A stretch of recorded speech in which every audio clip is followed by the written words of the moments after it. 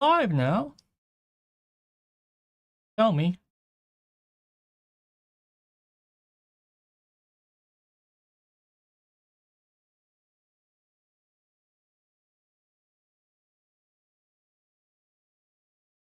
If let me know when it goes live.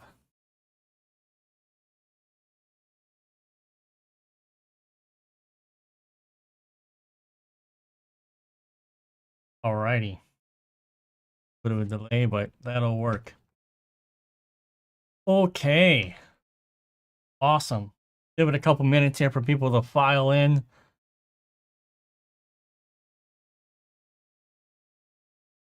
What's up? Well, good to see ya. G-Train, good to see ya. Today we got some more beer. It's not Guinness today. It's gonna be Hobgoblin. I'm drinking Ruby today. Well, I've got a couple of beers actually I'm gonna go through, but yeah. Rick, good to see you, man. How are you all doing? Good to see you here. What?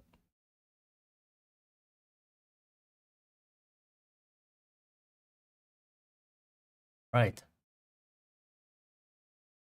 While people are filing in here, if it looks like I'm hot and sweaty, that is because I am absolutely hot and sweaty. It is hot as balls in this room right now.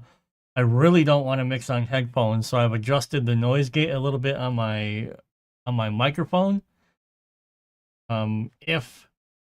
If my voice gets choppy or keeps chopping in and out, or if you can still hear the music through my boom mic, just tell me, and then I will switch the headphones so that everything's more clear. But it is really hot. I absolutely don't want to mix in headphones tonight. What's up, Martin? Good to see you. Marcel, I think Stacy wants to chill tonight. I don't know what her plans are. She might make an appearance. She might say hi. She might come in and hello to everybody. But what we are going to work on today is a really unique song. Black metal in its core, but there is a lot of synth sound design here. All these synths were designed. I'm actually really cool that I can call him a friend. His name is Christian. He's from Quebec, I believe. All I know is he's French-Canadian. I'm assuming he's in Quebec. He might be in the chat. He might pop up later. But he runs the YouTube channel called Tone Pusher. And he is an amazing wavetable synthesis guy. Really good at sound design. And you're going to hear a lot of what his work is in here. By the way, if you guys have Serum 2, he kind of does similar things of what I do with Neural DSP. He creates Serum 2 presets to help you with sound design. So tonepusher.com. Yeah, he's really good at that shit. Here's from Argentina. Cool, Martin. Awesome to see. Incredible. You guys are all over the place. It's nuts. Right? Let's see if this works. Indeed. Everything still works and functions. Awesome. So, this song, and the name of the song and the name of the project is obviously in French. And I'm not even going to try to pronounce the French nation, because I'm sure sometime in the future some French person in Paris is going to hear this, and of course they're going to leave a comment saying how shit my friend, blah blah blah. So actually what I did is Christian was kind enough to send me a voice message memo on Facebook.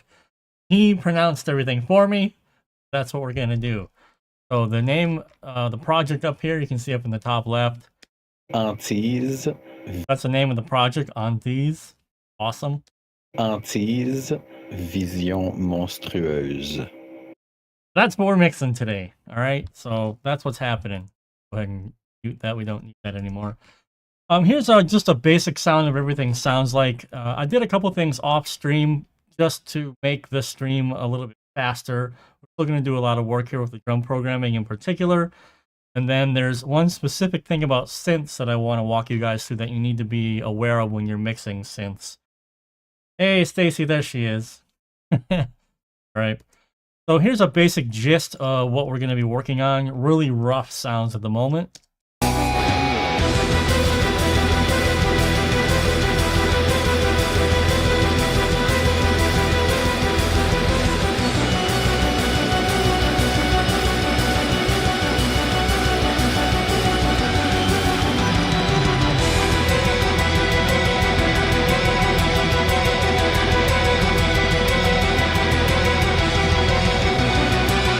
As you can see, it's very atmospheric, very cool.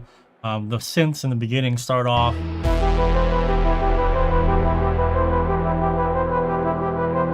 So it's classic, atmospheric, cinematic in a way, retro style with some of those synths that he came up with.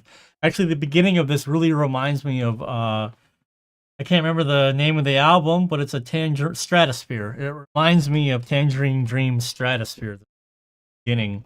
Stratosphere? Anyway, from the 70s, one of the OG electronic projects. This does have vocals, but talking with Christian, basically he told me the basic vibe of this is atmosphere. Atmosphere, atmosphere, atmosphere.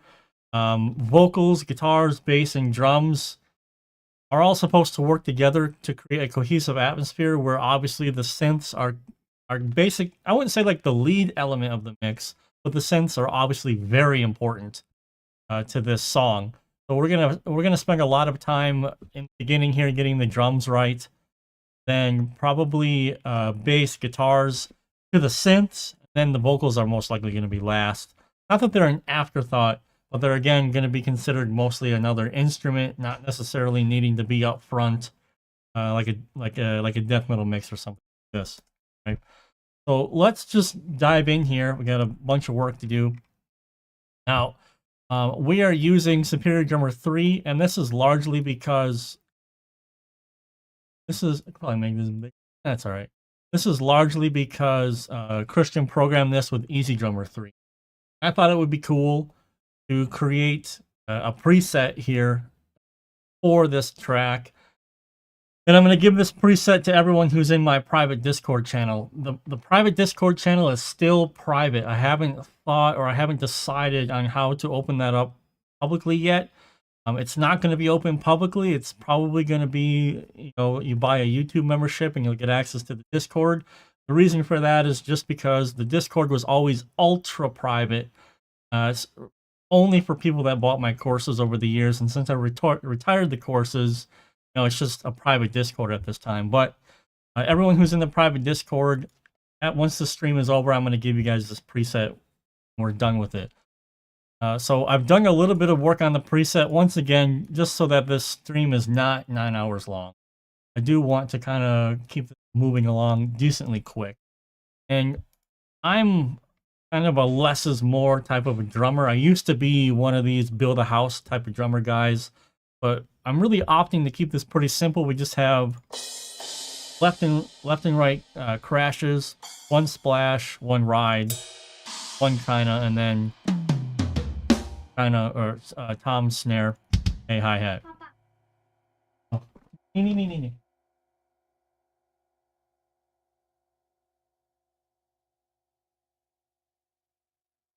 Second, guys. Hey.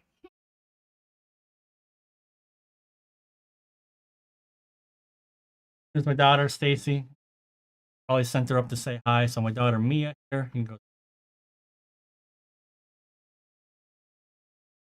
Yeah.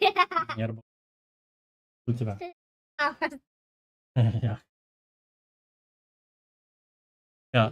Exactly, Rick. I used to be a build a house drummer. I really used to like that stuff, but now I'm definitely more like less is more, especially because I have some experience recording drums now, and it's a pain in the more stuff you have on a drum kit, just more technologically difficult for it.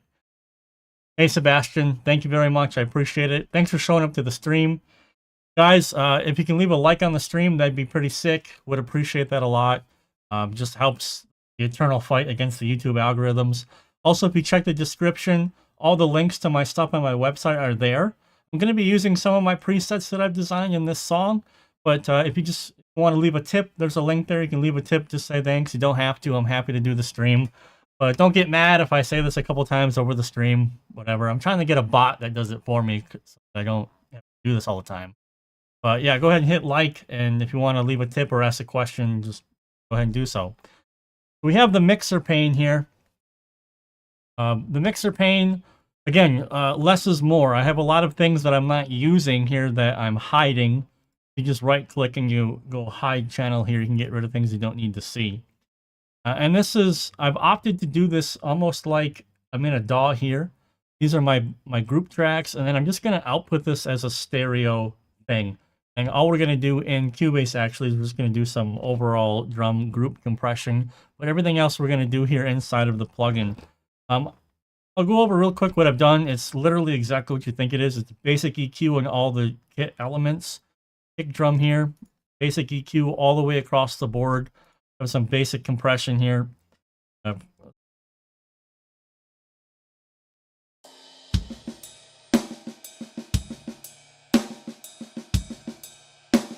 So these are like basic bitch settings, literally just a medium fast attack, really just going for like 2 or 3 dB of gain reduction. That's basically it. Most of the work here is going to be with the EQ, making the snare a bit brighter, getting rid of some of the low mid shit, some nasty resonances up top. Another thing to pay attention to when you're using this, especially Superior Drummer, you can select all the tracks here, and I like to reduce the kick bleed in the overheads. You guys know I've said this a lot. No reason to have kick bleed in the overheads when you're doing metal, okay? So when I recorded my projects at Hertz Recording Studio, I used a mesh head on the kick drum so that the overheads are largely clean of all the low-end bump that'll come from a kick. A couple cool things that you can do in here, and actually, this isn't my idea. I saw this studying some other presets that guys have made. The preset that Mendel made that I was studying, using multi-band compression on spot cymbals to try to dynamically control low, mid, gunk, and nastiness. It's a really good idea, actually. I never thought of that. I'm going to experiment with that more further, like when I have real drums and stuff in the future. Kyle, no worries, dude. We're going to go over it right now. The reason why I'm kind of speeding through the EQ aspect of this, I'm pretty sure like EQ is pretty self-explanatory. So like, I mostly want to show you guys how you can program drums in this instance. Everything here is programmed fine. I'm just a drummer and I want to spice things up a little bit more just because that's how I am. But essentially, the drum sound that we have right now is this.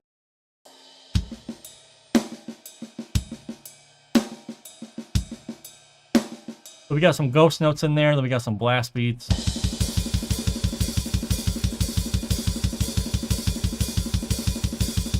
They're programmed logically already as it is. We might just add a couple more fills, change things around a little bit. There's nothing wrong with the way that Christian programmed this, okay? Let's just go ahead and actually what I'll do. So this is my SD3 out, as you can see here. All the drums are coming out of there. I still make a group track because I'm crazy. And we're going to use the 4000. I've been using this compressor from Aurora DSP literally since the day I made the video about it, because I really like it and it's extremely easy to set up. It's pretty much a setting forget.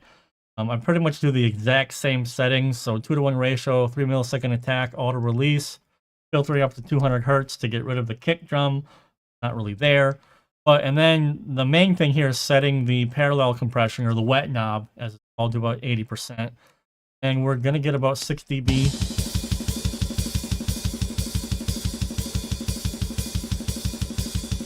Over here.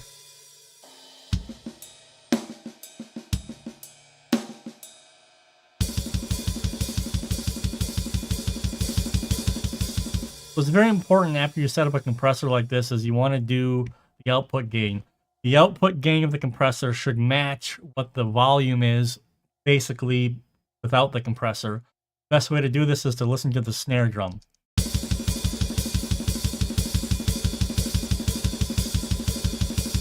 That's pretty well compensated. Now we can basically forget about this compressor now. Now we can really focus on the drum programming aspect of it. I already decided on a guitar sound for this because we need to have some guitars when we're programming drums to have context of what we're working on. And what I'm using here is I'm actually using presets that I designed, Atmospheric Black Metal. I'm using the Glacial Bloom preset. I made 2 changes to the preset. All I did was I cranked the gain here. I engaged the drive pedal, turned the drive all the way down, and I turned the tone all the way down to kind of keep it more subdued. because again, the guitars are acting more as just like a layer of instrumentation. They're not going to be, you know, up front in your face, you know, like a death metal mix per se. So with the guitars, we have this.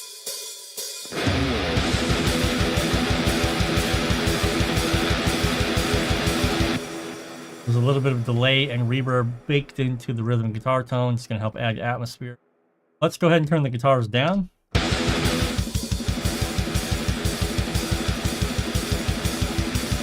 That's just so we can check the drum programming. So, alrighty, everyone's favorite fucking part of writing music, drum programming. First step of drum programming, you see over here on the left-hand side, this is called a drum map. We absolutely 100% should be creating a drum map in your programming drums.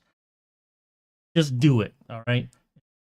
Pain in the ass to set up, but once you've done it, done. And Cubase here, it's pain in the ass, but you basically open up a drum program map manager. You go through all the sounds and you name them based on the articulation in the program itself. All right. Because then at that point, instead of just seeing A sharp or white and black keys over here on the left, you're going to see what fucking articulation acts. Okay. Go ahead now. We can see all the articulations in the whole song, right? It's pretty simple stuff here. But what I'm going to do, I'm just going to kind of go section by section, actually. So, here. So we have this intro, right? Intro is supposed to build. We're actually going to need to turn this. The intro is supposed to build.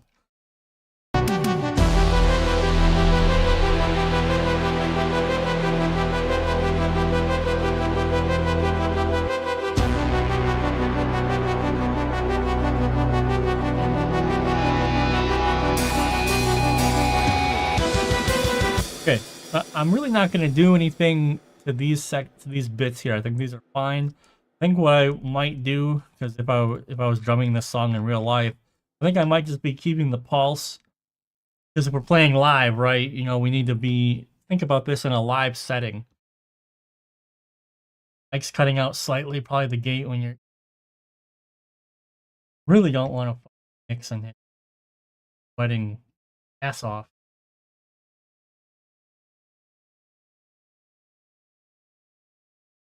Ah, fuck. This will probably be better. But, yeah. We'll see. Just let me know. Thanks for telling me, G-String. Just let me know. Let me keep an eye on it. But if it gets out of hand...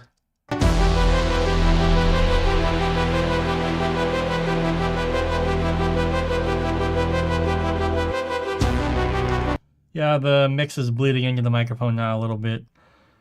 Not such a big deal right now, but once we start doing putting all the elements in, I'll have to put headphones on, which sucks ass.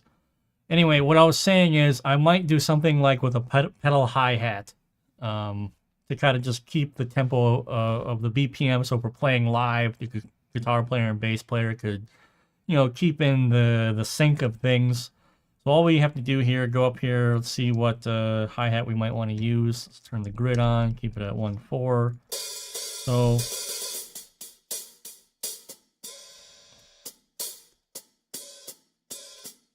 let's do closed pedal because it doesn't really need to be audible.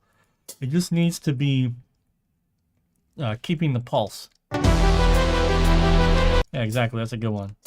So we can do that. And actually, again, another reason why you have the drum maps and why you set up the grids and stuff, because I can just hold down Alt now and just whoop-ah, like that. Just draw all the way across, scroll over. And then we need to keep in mind of the pulse, right? So just naturally as a drummer, you're going to hit the downbeat of the one louder. I don't care what you say, how good you think you are. It's just the way it is as a human being because you are pulsing, right? So you're going to hit, and then it'll be 1, 2, 3, 1, 2. It's just going to be the way it is. So you can simulate that like we've just done here. Make this a little bit bigger so you can see the velocity changes.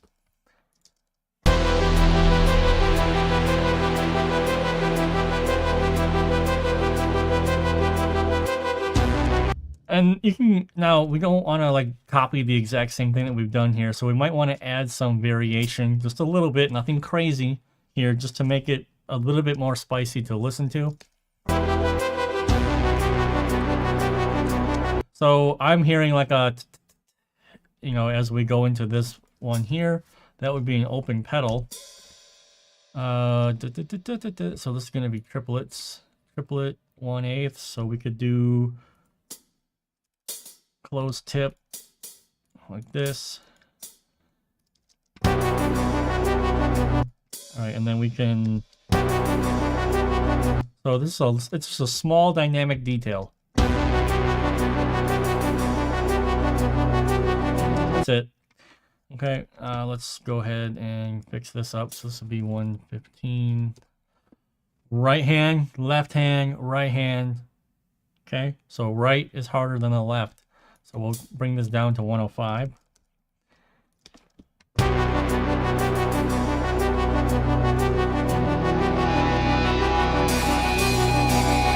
Okay. Martin, let's see. How can I answer this question?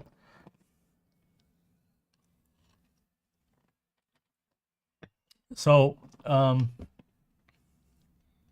I would prefer, here's the thing. He did program all the parts here. The thing that I'm doing is, because I am a drummer first, I always ask the band when I'm working with them, can I make changes to the drum parts? 99.9% of the times they say yes, because 99% of people don't put in the effort to programming drums. It's very rare when I'm going to get drum parts where I don't have to touch anything. I'm working on a project right now where that pretty much is the case, and I'll be mixing that live in 2 weeks, so you can show that up. You can show up and I'll show you that. It's a full album. Not only did he program the drums expertly, he programmed the bass expertly. So there's two things that I don't have to touch that I normally have to. Now, because I am a real drummer, often when I get drums, it's MIDI grooves, or it's copy-pasted 127 velocity, and it just doesn't sound very good. Now, because we have this intro here, as a drummer and as a songwriter, talking to the band, I can go, hey, I have a couple of ideas of how I can make how I think the song might sound better. Can I try them? Yes or no? If yes, do. If no, fine, no big deal. But at the end of the day, my name and the band's name, it's all going to be on the same page, right? So we both want the best result possible. I'm not going to change the beats. These are blast beats. I'm not going to go in there and change the blast beats. Maybe I'll add a fill. Maybe I'll add something where like we need to break this section up dynamically to make it more interesting.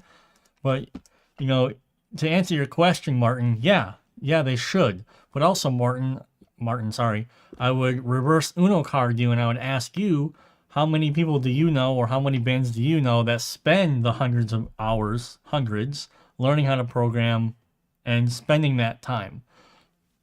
This many. Very, very small percentage. So also my job as a mixer / producer is to tell the band, like, yo, this could be better.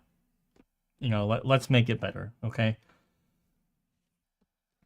Sean, yeah, you know, so in the beginning, Sean, this is a Superior Drummer 3 preset that I created specifically for this song. So all the EQ is inside of here. I just want to do the drum programming. I want to focus more on that.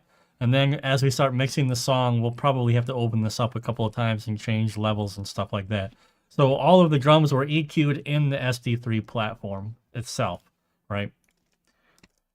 Yeah, no worries, Martin. Like, hey, I would be the first guy to be like, woohoo, I don't have to do drum programming, yay. But I mean, it's drum programming is, you know, I used to have a training course that I sold called Metal Drum Programming Mastery, where I taught people from A to Z what's the role of a drummer, what a drummer's supposed to do, how to program beats, how to think like a drummer. But the fact still remains that most people are guitarists and they just want to chug the riffs, and then like drum programming is often like the last thing that people think about, like, yeah, fuck it, we'll do it later. It's just some technical task that I don't like, instead of thinking of it as part of the creative process. So instead of thinking of it as, oh, we're writing drum parts from the musicianship point of view, it's, ah, fuck, I have to program drums, right? So it's just like a mindset thing that, you know, in the perfect world, people would do this themselves. But I mean, I'm hearing some things that I think could make the song better, and that's all. So we're building up this intro.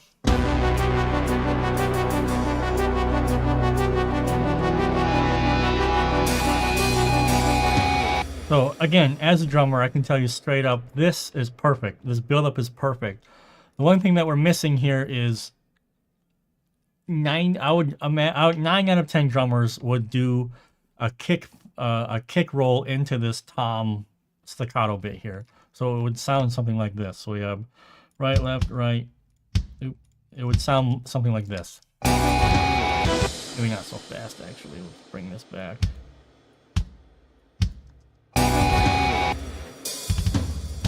So it would be like this. Instead of just, you would do a kick roll. Again, it's just a small little addition that helps increase the intensity of what is about to come. You can see that, yeah? So now the whole intro sounds like this.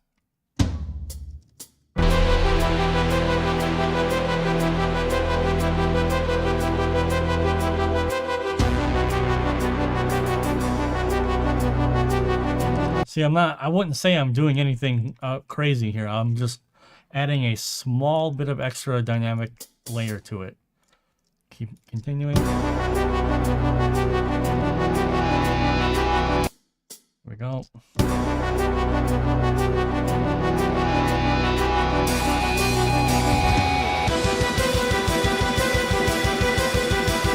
Okay, now what I might do is I might just double check the velocities here to see if I like the velocity selection.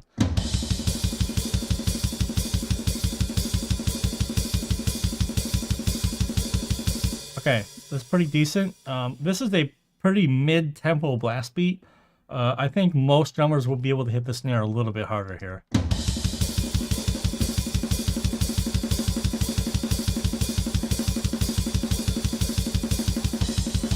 And see, this is what I mean. So if we scroll in here, we can see this is just a little bit, how can I say? It's a little bit humanized in an unnatural fashion, in what I would consider to be a bit humanized here. Because it's not following how a drummer would actually kind of play. A drummer, again, the drummer is always following the downbeat. 1 and a 2 and a 3 and a 4 and a 1, and our body does this. So it would be 1 and a 2 and a 3 and a 4 and a 1, and it's just, that's how we play. So these little surges in the middle of the measure here are, like, I would say that doesn't make sense to me. So what we'll do is we'll just edit the velocities here. So in Cubase, I just bring these all up to flatten them out, bring them back down to 80. Okay, and now there's something that I do to kind of simulate, you know, like going, how can I say this? Not the randomness, but making it sound a little bit off kilter. You know what I mean? So we just do like this. I'll usually bring it down by 5 velocity up here. You can see. And then we will gank this all the way across until the fill. Man, my hands are so sweaty right now, I can barely move the mouse. It's ridiculous. I am sweating profusely. I fucking hate summer. Summer is the shittiest time of year.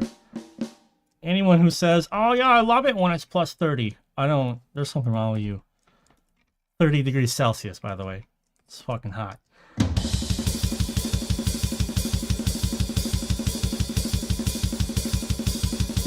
Okay, so kick drum, 127. Okay. That's not going to be quite right. So let's bring the kick down from 127 to maybe like 115. And there's ways you can humanize the kick, which we'll do right now. 115 sounds pretty good here. So if you want to, what I'm talking about here following on like the downbeats of things, you can bring these down by 5, right? So every kick drum is hitting harder on the downbeat. This is just what every drummer does, especially at this tempo. You can really have a lot more control because it's only like what would be like 120 or 240 BPM, but this is just a really comfortable blasting tempo actually for a drummer. So these little small things make a huge difference in helping things not sound robotic. So let's cut all this along, and then here we'll talk about this section here. Oh, you can't see it.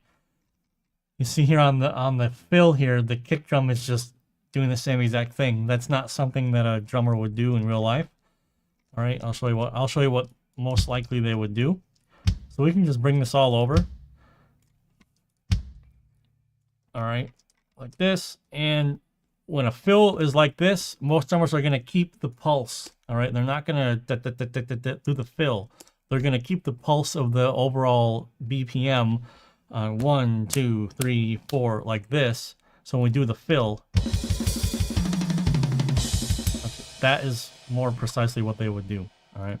Effectively, a cool feature in Cubase, by the way, if you click this button up here, right here where my mouse is, says pitch visibility on off. What this basically does is it hides any other pitches that you're not using and what collapses everything else. So now we can see all of our parts here. All right. Mini pack. Man, I remember when I was in junior high school, I would literally record myself playing the shell parts with pencils on top of books. Yeah. Yeah, see, Jacob, back when you had time to do absolutely nothing but music. Now it's like, fuck, gotta hurry up. 40 degree, pass. No fucking way. Yeah, slightly less. Yeah, just, less is more here. If you see, now if we look at this is a bit more of a mechanized type of humanization, but it's more based in reality of how a person would actually play it. If you want to be even more realistic, you can grab the entire snare line here, all right? And what happens often, dude, Dutch guy, thank you so much, man. I believe we have called that the devil's tip. So thank you for the devil's tip. Thank you very much, Dutch guy. Super nice of you, man. Super appreciative. Awesome. Thank you so much, dude. So when the devil's tip, just the tip. There you go. G-Man's got it. So when drummers are blasting for long periods of time, it is very, very normal for the blast intensity to go down slightly as the blast continues. Really cool feature in Cubase here is we can compress MIDI data at the edges. So if we just hover our mouse to where we get this icon with Cubase, I can just bring this down like 2 or 3 ticks. 1, 2, 3. And if we zoom out, you can see now how we have this downward slope. All right. Absolutely 100% accurate. Even the best drummers, as these blast beats go on for a long time, they just kind of lose it near the end a little bit. Right. And it's totally normal. The other thing, going into this fill, what happens here? Come on. Okay. Oops, I went the wrong way. Going into this fill, this last snare hit will always, it'll never be. It's just gone. All right. So most drummers are never going to play that because they're going to set up to play the fill. So it's going to sound like this as we go on.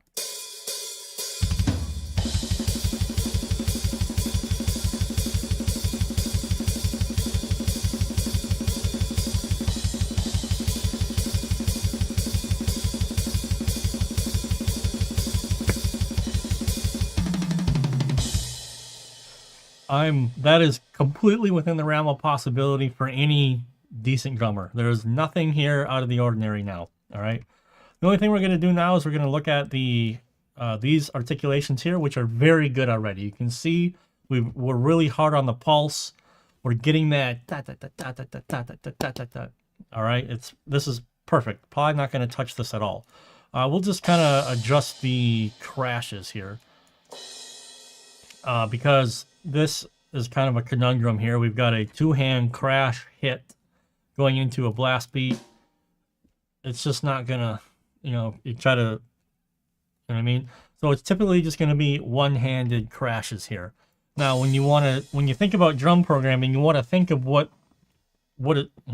so if this part, right, if the drummer is sitting here, there's going to be a crash hit into a blast beat where the hi-hat is going to be played. So when it's just the one hand, you can kind of get away with doing a crash on the right or a crash on the left, because it's pretty comfortable to do this movement. So you can go like it's basically a one-handed roll. What's happening? We're splitting the hi-hat and the snare. It's a single stroke roll is what I'm talking about. So it's going to be right hand crash, left hand snare, right hand, and it's very comfortable. Alternatively, you could do on the left side of the kit, also comfortable. So at this particular speed, this is fine having a right-handed crash into left hand and then on to the hi-hat. All right.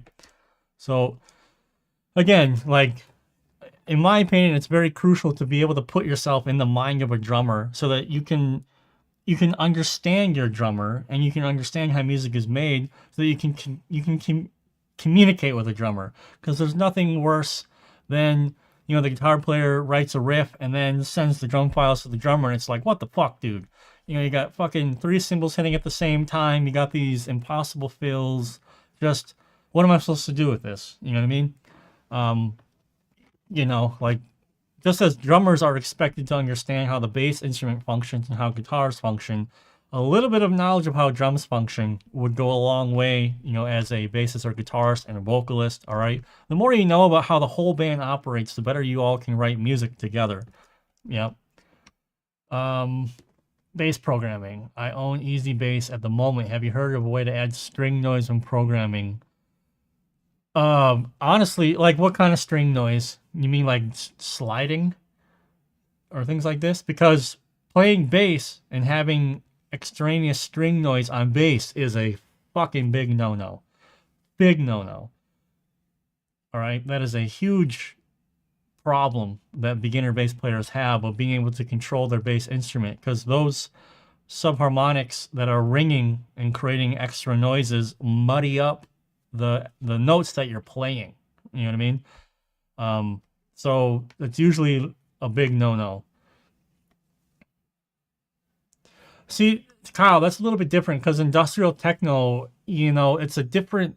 You're not looking for the same things in that genre. So if I was mixing a legitimately like a techno song, I wouldn't even, like, these are just considerations I wouldn't even have in my head, right? But seeing that this is black metal with synths, we need to incorporate the idea of humanized drums as a whole, so that things sound better as a whole, right?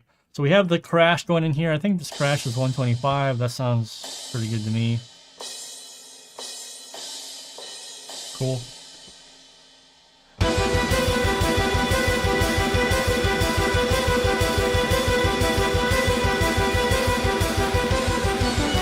Now, I can tell that Christian knows what it's like to be a drummer or has talked to drummers, because this is 100% correct how this is programmed right here.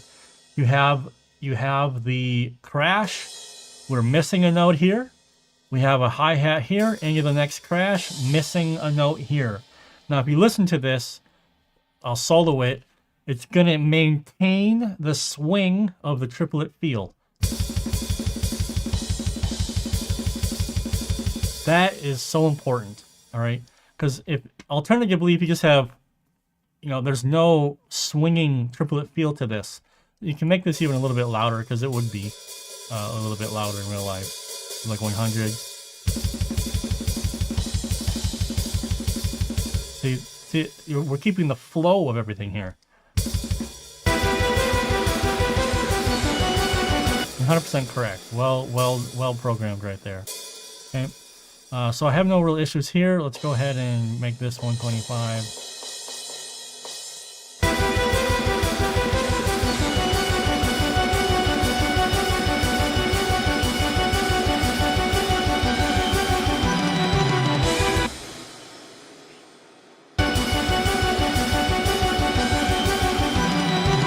I wonder if we could do that here.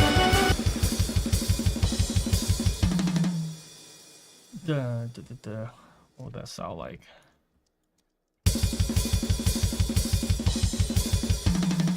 Probably would prefer how that sounds. I'll just leave it muted in case we want to change it later. All right, so then we have this.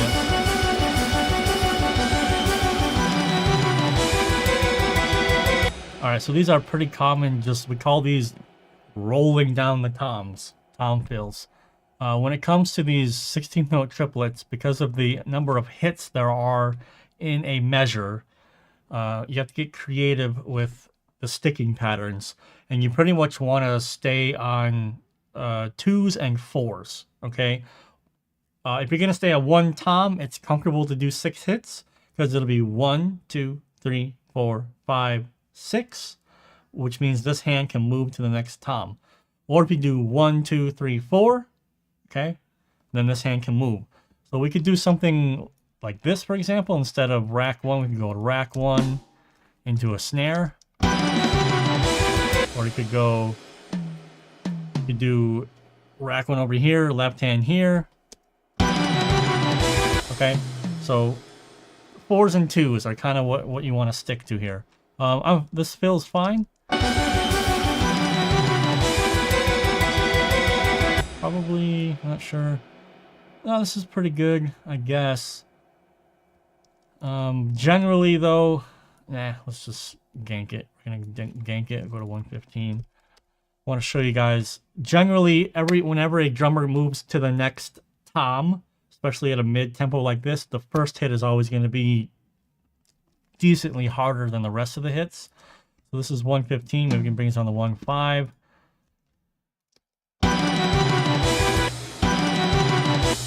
And then the same is true with tom fills as it is with extended blast beats. Come down here, you can compress here by like 2 or 3 ticks. There we go. Now we have a fill that kind of dies off slightly as the fill continues. This is 100% accurate. All right. Okay, let's see one. So right, left. It's always going to be a little bit weaker. Right, left. We'll bring this down another 5. See what we get. Cool. There, sounds fantastic. Last little, not the last bit, but another piece of advice that I can give you here is on these fills. The last note of these fills is usually never played because there's this thing on a drum kit called travel time. I need time to go from this last note here to hit these cymbals. So it's usually going to be 1, 2, 3, 4, 5, and that's usually going to be the last hit, and then we travel to the cymbals. So I'll just mute this so that we'll get this. If you don't believe me, watch your drummer play and watch him play fills. You'll be shocked. All right. This is especially true because we have 2 crashes here, but again, we have the same thing that we had previously. So we'll just do the 1 crash. Do this. And now this blast beat is essentially the same as it was before. So we just do the same thing here. We're going to get rid of all this. And we will just copy paste the blast beat over. If you're wondering about humanization, like in terms of velocity, that is the absolute last step. And I don't care about it right now. I just want to get the drums programmed in a good way. All right, so we have this. Cool. Remember this last note? Oops, can't see it. Remember this last note? It's never played because we're going into a fill. Okay. So we have this here.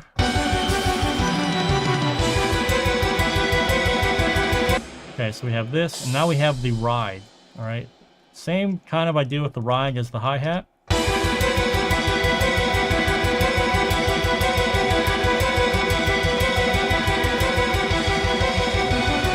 Okay. Drummers love the bells, so we need to insert some bells in here. So we can go. We can put it maybe like right here. Dynamic differences, okay? So bow tip, edge, bow shank. This is where like Superior Drummer kind of has some cool articulations. where you can go like kind of over the edge and really humanize how the guy is playing. So it might be like when he does these bells, he might be on the edge in the beginning instead of the bow, or he might hit the bell tip instead of the shank. So here, you know what I mean? So you can do these things, you know, and it helps just add more dynamic quality to it.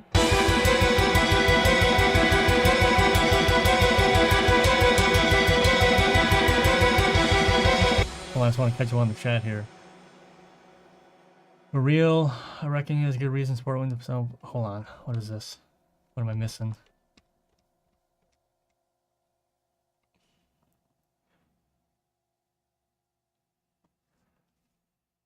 Oh yeah, we've been in Ukraine for over a year now. The basic reason is just too expensive to stay in Europe.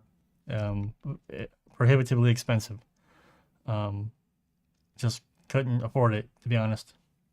Reason, yeah, Reason's old school. Dangle dangle string noise. Ah, that's different. Dangle dangle. Well, we're gonna use Mammoth in this mix. All right, dangle dangle is the upper mid range of the bass, like 1 to 2K. We'll get there.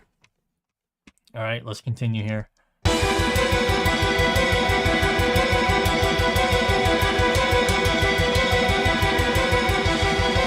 Okay, now we have a China on the right right side of the kit, going all the way to the left side of the kit. It would literally, it's exactly what you think it looks like. So we're going China like this. That's kind of nonsense. You have a crash on the right side of the kit, so use the crash on the right side of the kit. If you want to go from right to left like that, use the crashes. Because if we're looking at our drums, here's the China. Here's the left. Here's the China. Here's the left cymbal.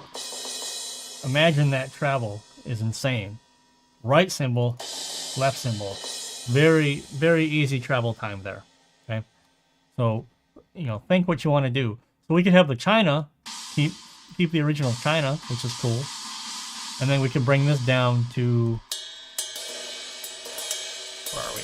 We can bring this down to a crash. So crash, 125. Crash here, 125.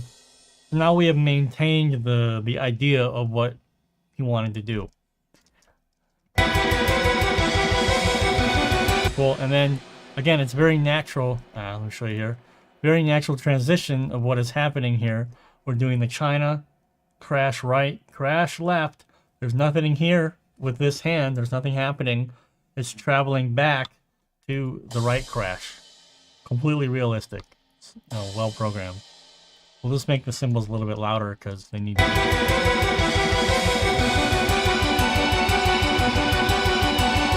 And we'll make these bells just for dynamic layers.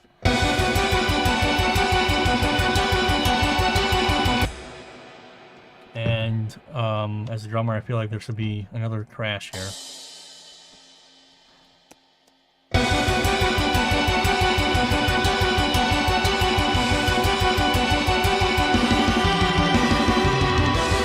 Okay, cool. We have the same thing with the kick happening now. The kicks are only going to play on the bottom beat, the way it is. Now, with a fill like this, we might want to get more creative. And you'll see here, this is Rick is in the chat as a drummer. Let's just ask Rick. Hey, Rick, you're a drummer. How do you feel about this fill?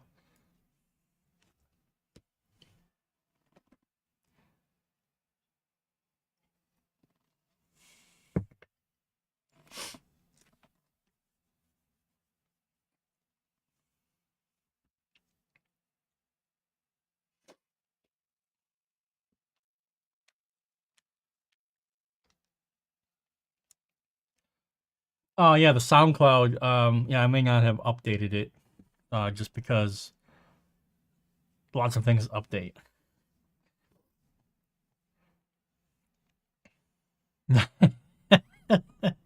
Not happening, Rick says.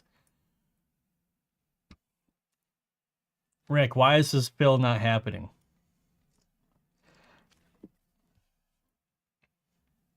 I like that Rick is in the chat because Rick is a drummer. I don't.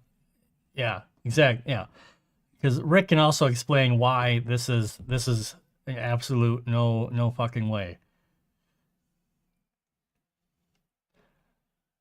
Rick's gonna have a really good explanation, but keep this in mind, okay? This is exactly, your hands would have to cross over. So it's 6 hits. Let me show you this. It's 6 hits. 1, 2, 3.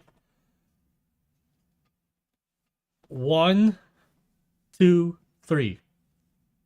No. At slow tempos and virtuoso drummers who do all this fucking stick trick shit, they do stuff like that. But your average drummer is just, that's a no. Remember, I told you we need to stick to 2s and 4s. If you're gonna do 6 hits, it needs to stay like this. It's just 6 hits on exactly the same, on the exact same drum. So what we need to do something here, right? So here's the fill. Solos. Okay. There's nothing inherently wrong with how that fill sounds as it is, but we need to juice this up a little bit. So how about we do like a rack 1 into 2 snare hits, a rack 2 into two snare hits. Wow, okay. Now, the floor, we need to separate the floor and the second tom, all right? So we start with the floor on the right hand, tom on the left hand, floor on the right hand, tom on the left hand. So it would be tom 1, snare, tom 2, snare, floor tom, rack tom, floor tom, rack tom, snare. So our hands are open the whole time. We're never crossing, right? So we kind of get something like this. And we're having a really good energy here. Now, I like to use all the toms so we can use the exact same sticking pattern and we can go between both floor toms. Remember this last note, we're not going to hit this because we're going to end on the right hand, right, left, right, left, right, okay? And then travel time, that gets deleted. There you go. So let's go ahead and get all these taken care of. So 115. Remember, we always have a harder hit. Let's bring these down to 110. So right, left, right, left, right, left, right, left, right, left, right, left, right, left, left, left. Bring these down. Okay, and then we select all these, same Cubase function, and bring this down a couple ticks. 1, 2, 3. And then we have a perfectly humanized drum fill. All right, Marcel, thanks for stopping by, man. Have a good one. 2 tom per hit all the way down. Yeah. Yeah, your lefts and rights are jacked. Oh.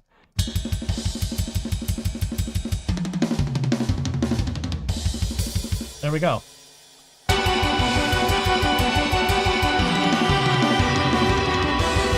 Awesome. Let's see what we have. We can probably.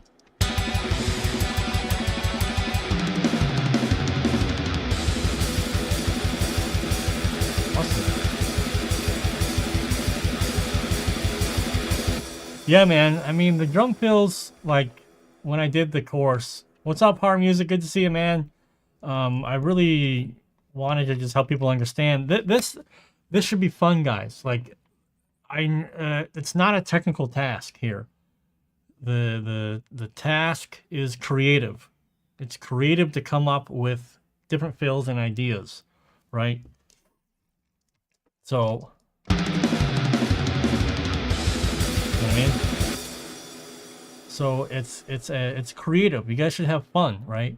Now, looking at this, I can let's scroll over. This is exactly just copy pasted from the first half. So, that's a big fucking no-no. You don't want to copy paste and not do anything different. Copy pasting's fine. we're going to do exactly that right now. However, when you copy paste entire parts like this, you need to make changes, slight changes, to keep things interesting to listen to. All right. So we'll take this over. We're going to copy paste it over entirely. Nothing, you know what I mean? So, but now we need to just make it a little bit different. Okay. A little bit different. So here we have kind of more of just like we're vibing here.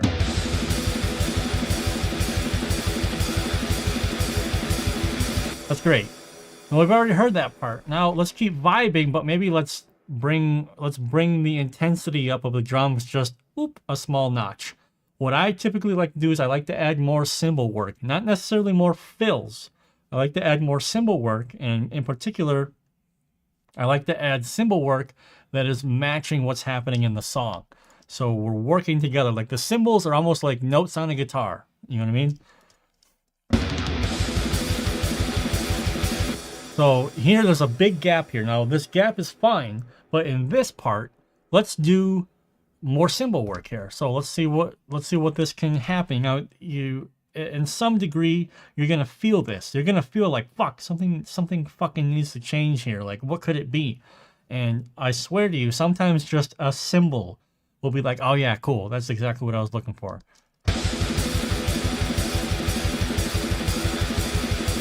So what we're gonna do here is we're going to do what he did here, but we're gonna do it here instead, because it's getting a little bit long in the tooth now, right? So let's just go ahead and do this part. So we can actually just delete these notes right here. And actually, I'm going to move this over just like this, because now we're going to do something different here.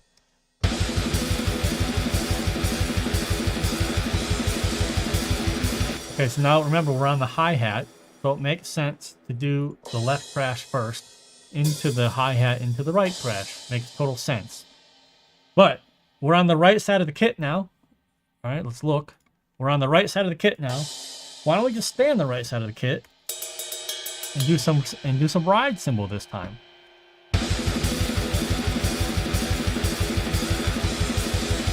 So let's bring it up and do some ride cymbal. So let's just bring this on up. Bow tip. Not bow tip, that'd be lame. Yeah, I guess we can do bow tip. How did we do this here? 71 to 104. Okay. Yeah. Let's bring all these up. Be easier to do it like this. I am sweating so bad. It is so fucking hot. You can see my head is like glistening. Unbelievable. Jesus.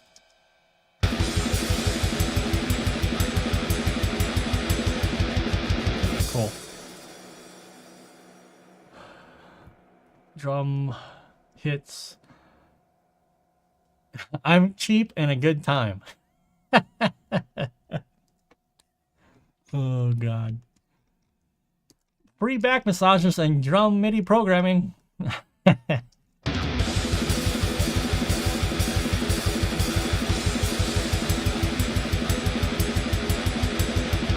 So here's a cool trick that you can do. You've heard many of your favorite drummers do this before. Alright? This is what it is. Listen.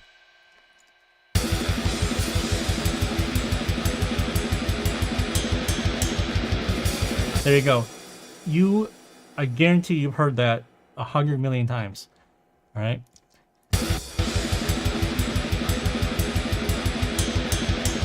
It's a really great way to break up the monotony of the rest of the beat that is currently going on right now. So basically these dotted notes really help break things up, and then we can go back into the hi-hat. So we could do da da da ba into a China 125.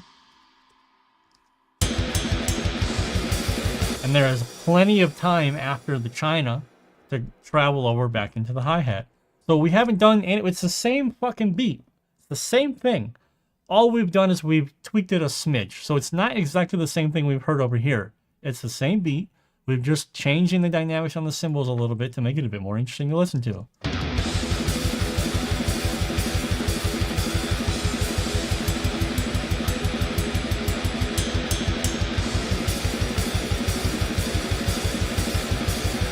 We'll add another crash here, like this.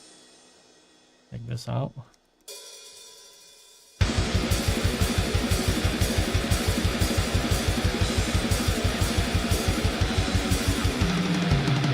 So now we need to change this fill because we already did this fill. Now I'm a big fan of Nick Barker, and Nick Barker does a particular fill that I'm very fond of, and that's what we're gonna do right now because, yeah, it's this style fill. So it's basically twos: snare, snare, tom, tom, snare, snare, tom, tom. But it's, again, we're open-handed: snare, snare, tom, tom, snare, snare, tom, tom, right? And then we're going to end right, left, right on the snare. And this is not just going to be a regular snare hit. We are going to rim shot this sumbitch.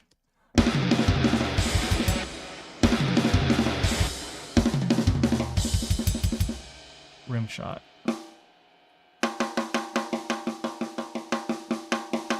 Rim shot sounds terrible. Oh, I don't like that at all. Sounds like shit.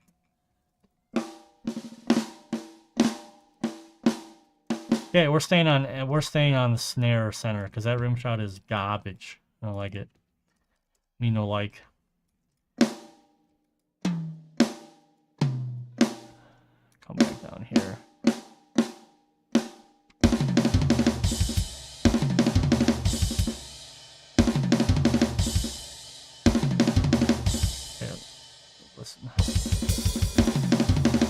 Okay, now because the snare is pretty quick in the transitions between the shells, that's automatically going to mean the drummer's not going to hit it as hard. So we were going to bring this actually down quite a bit. Like that. Okay? Alright, and we need to do our compression here.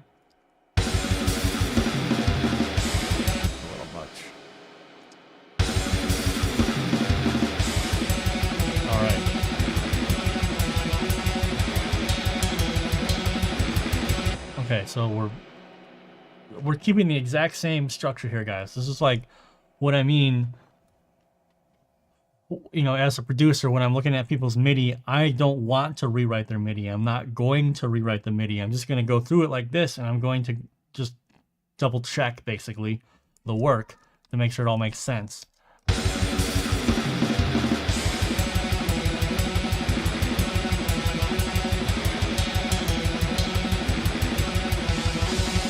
I don't know what this is. Doesn't make any sense. But we're gonna do that same dotted note thing here.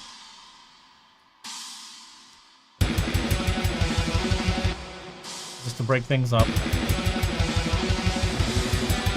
Crash right, that's cool. And then now we're gonna basically do tips the whole time. Or bell shakes. We'll do a crash again here. Because we're leading to a fill now where we have a break in the song. So we want to really start bringing the energy of the song to basically a dynamic shift.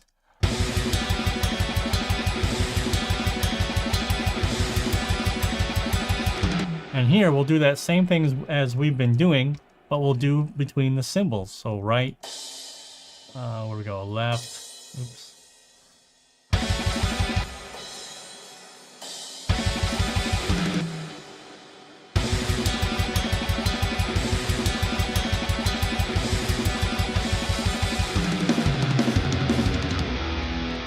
Awesome. So now we have a break in the song where it's going to be cymbals. The drummer is always going to hit cymbals with a kick.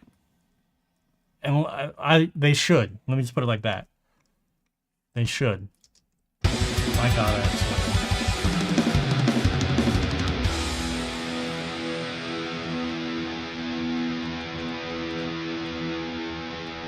Okay. I think for the sake of this video, we might just start moving on and start mixing. Because pretty much the rest of the programming is fine.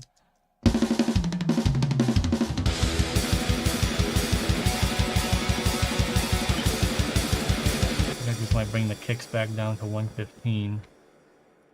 Because I'm sure you guys are bored out of your fucking mind watching drum programming stuff. Oh, there's a kick roll section here. Let's talk about the kick roll section. We'll do that right now.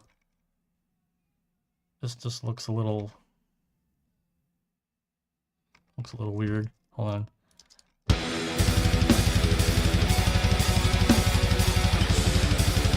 It's actually not bad. Alright, we'll keep it the way it is. So I'll bring this down to 115.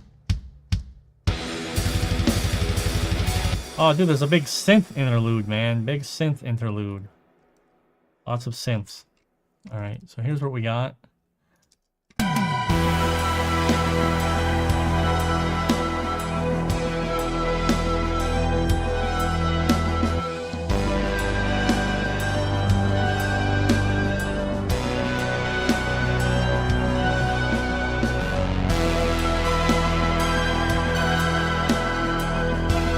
Thanks a lot, Peter. Appreciate that, man. Peter's OG. Blood-soaked. Good guy. Needs to write some more death metal, because stop being lazy, Peter. God damn it.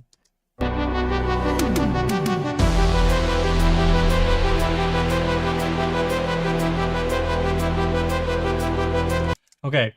I think just for moving the stream along so it's not too boring, you pretty much get the point of my point now about drum programming. Now, if I wasn't explaining this to you, doing everything that I had just done, I would go through the whole song. It might take me 20-25 minutes. It's not that big of a deal. All right. And we have a pretty good sound now. We'll just need to change things as we start mixing, as we keep going. For guitars, let's go ahead and hit the guitars right now. So as I mentioned earlier, I'm using my preset pack that I created for Pliny. It's called Atmospheric Black Metal Volume 1. I'm using Glacial Bloom. All right, this is literally just a preset. The only thing I changed for this mix was gain, and I engaged the drive. And it sounds like this.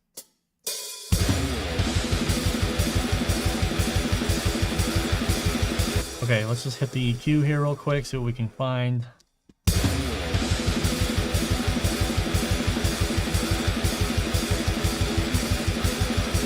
Conveniently, I just put a video out today about EQing guitars.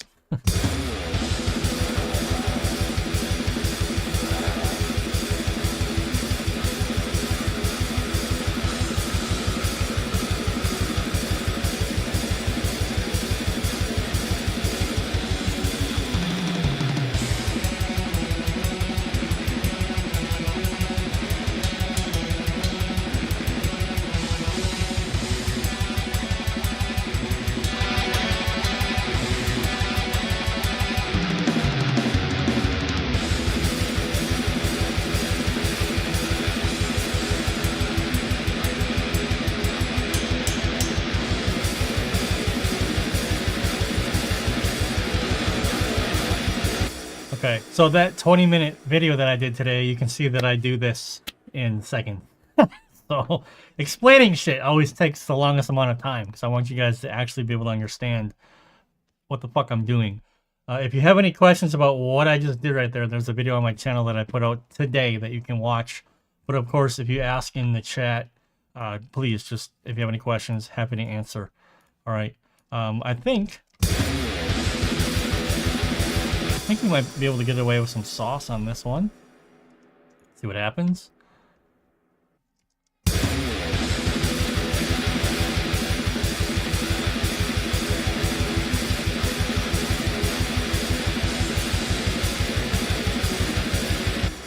Hey Rick, thanks for showing up, man. It was a lot of fun. Thanks for helping me with all the drum programming explanations. Appreciate it.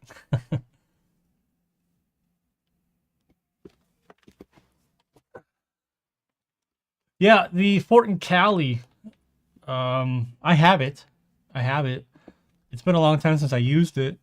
What kind of sounds do you usually use, Kyle?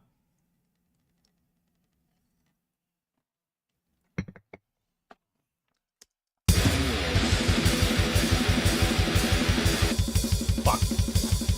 Not what I wanted.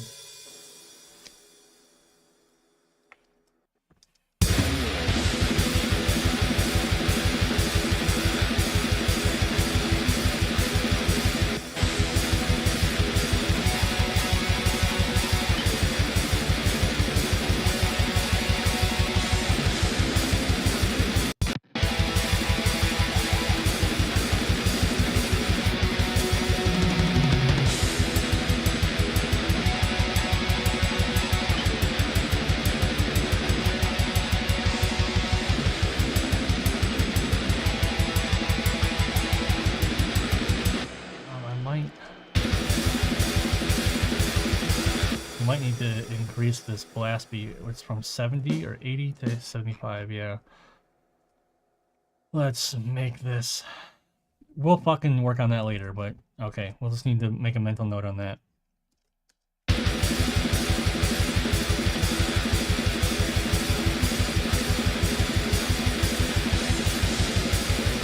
Okay, so that's the rhythm guitar tone, and the reason why I'm using the Pleniacs and the atmospheric guitar tones is because Christian wanted just an atmospheric sound, not an in your face black metal sound per se, atmospheric. So I'm working towards the mix with every step towards that goal.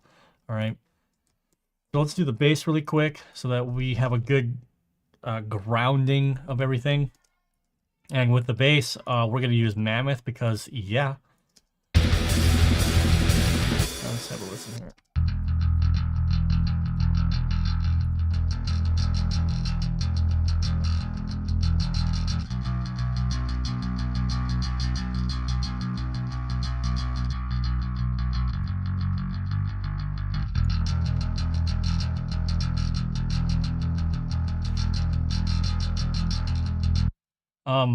Yeah, when you use Mammoth, you either use grind or you use dangle. That's it. Because Gola created the best presets for this, and there's literally no point not to use those. So I want the bass to cut through the guitars here. And that top end grind is exactly what I'm looking for. So now let's just go ahead and EQ the bass. So when it comes to EQing the bass, it's again pretty, I don't want to say arbitrary, but you're going to do a lot of the same things when you're EQing bass. So you pretty much are going to go up to about 70, maybe with a 18 or 24 dB per octave, because the kick drum is going to be around this area here. All right, so all of this would be masking the kick drum if it's in there. Getting rid of some boxiness here from the mids.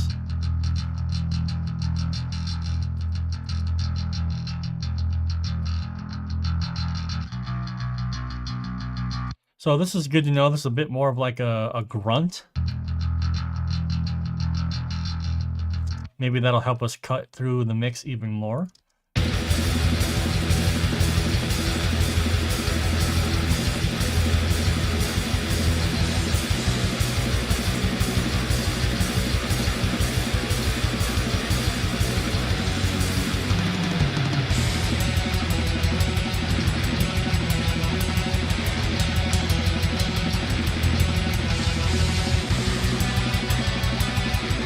Cool, it's really good.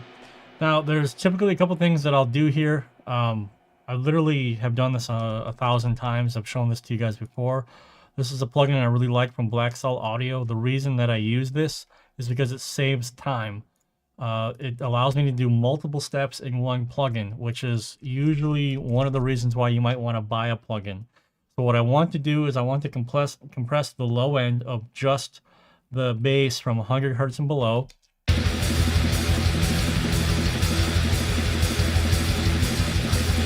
Which I am doing in this plugin. Now, also, I can, if I wanted, I could add harmonics to that and enhance, do like one of those max bass frequency things from Waves in this plugin if I wanted. I usually do not do that, but that option is here. So instead of needing 2 or 3 different plugins, I can just use one. Big time saver, right? Now, I like to do a trick that Mendel showed me, actually, where I go all bands on Pro MB. I grab them all.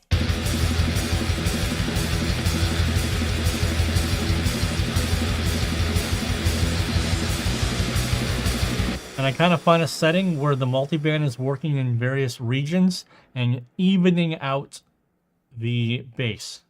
So it's not tubby or moving around too much, and evening it out. Great trick that Mengel showed me. I can't take credit for that. Really enjoy it. And then we do the fucking classic Joel Wanasek stuff now, or we limit the piss out of it. I always forget I'm in fucking mono. You want to turn off the shaping and dither if you use this plugin.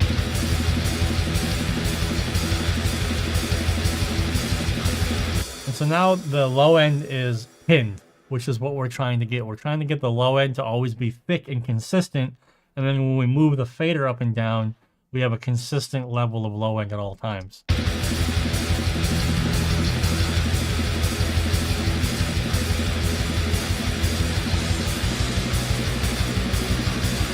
We're not going to have final levels until we get a little bit later on in the mix.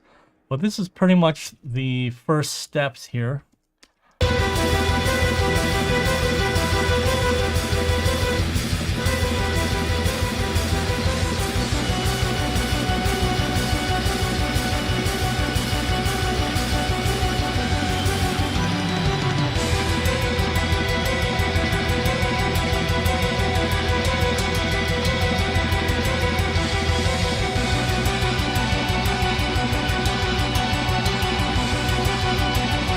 Alright, so the reason why that already sounds good honestly has a lot to do with Christian's sound design skills.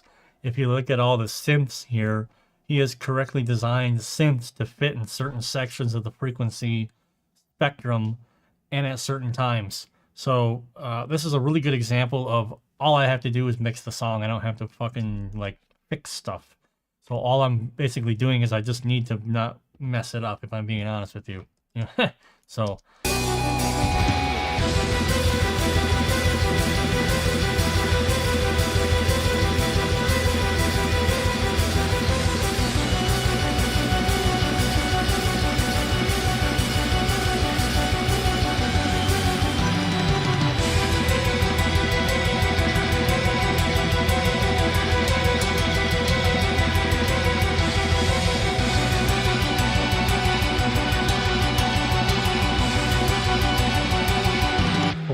how that sounds so far. So let's go ahead and start adding in other elements of the mix now. So now we have these lead guitars here. I have no idea what we're gonna do, but I suspect we will use again Pliny in one of my presets from the Atmospheric Black Metal pack, because that would make the most sense. All right, I have no idea which one will work, but let's solo them both and have a listen.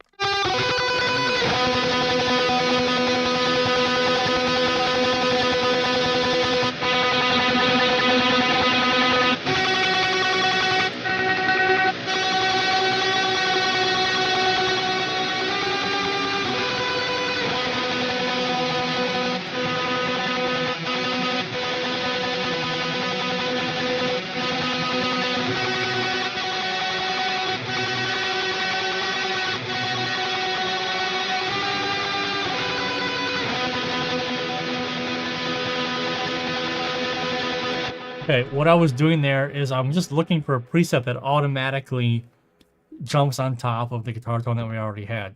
I spent a long time designing these presets actually so that they could be used as rhythm and lead tones at the same time, because that's generally a problem where everyone just makes rhythm tones and then you fucking can't use them for leads. So let's add some more gain to this. I really just want to wash it out is basically what I'm trying to do.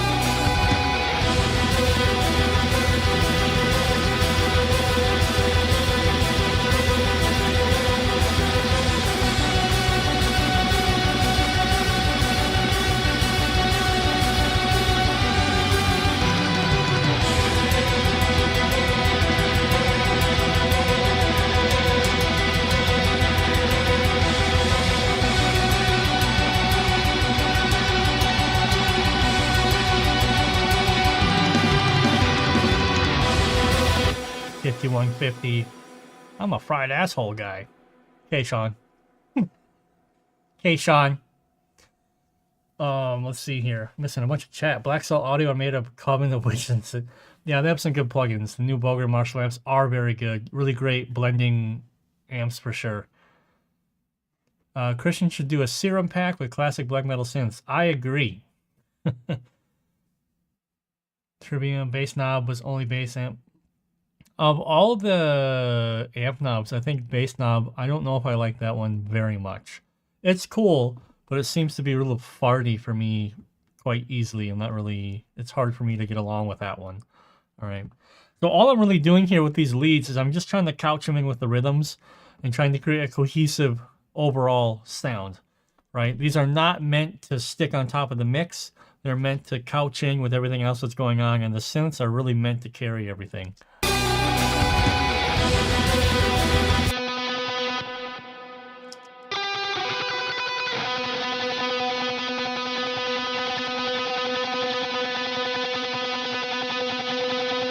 So one thing to note about these style of lead guitars, when you're tremoloing on a single note, you're obviously going to get an exaggerated resonance of that note in the frequency spectrum. Two things, you can just forget about it, or you can do dynamic EQ.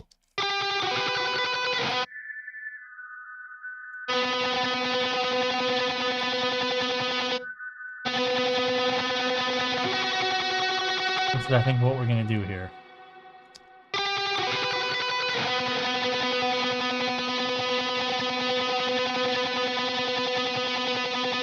It's really hard to kill these. You're probably not going to kill them. It's just as long as it's not too obvious.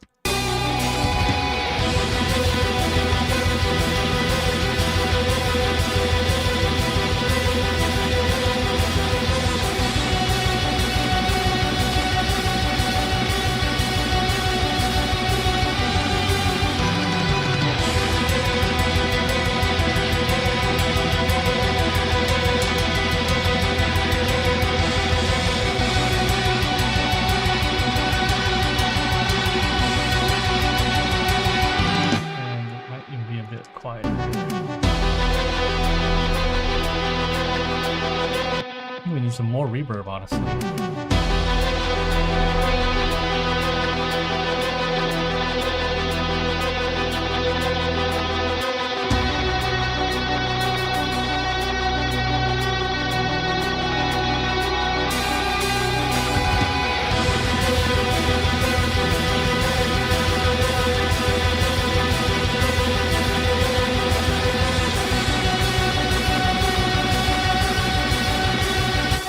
SD1, I think that's classic SD1 into a JCM 2000.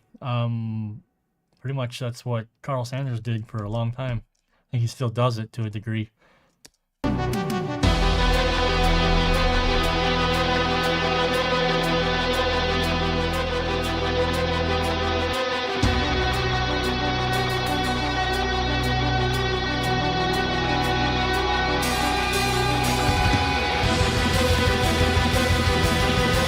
Oh, we have a pretty good start right there.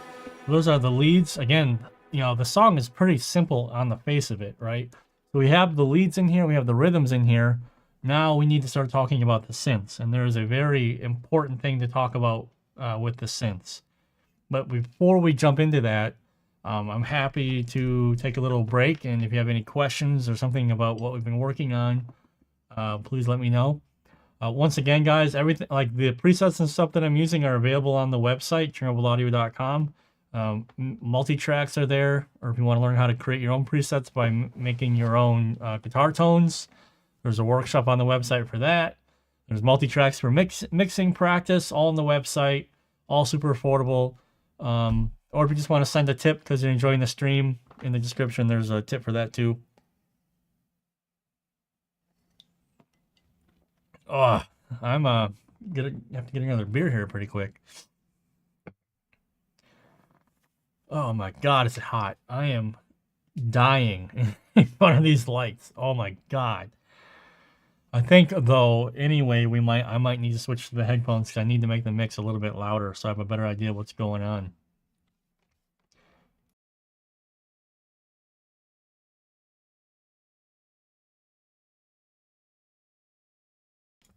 Sorry, had to sneeze.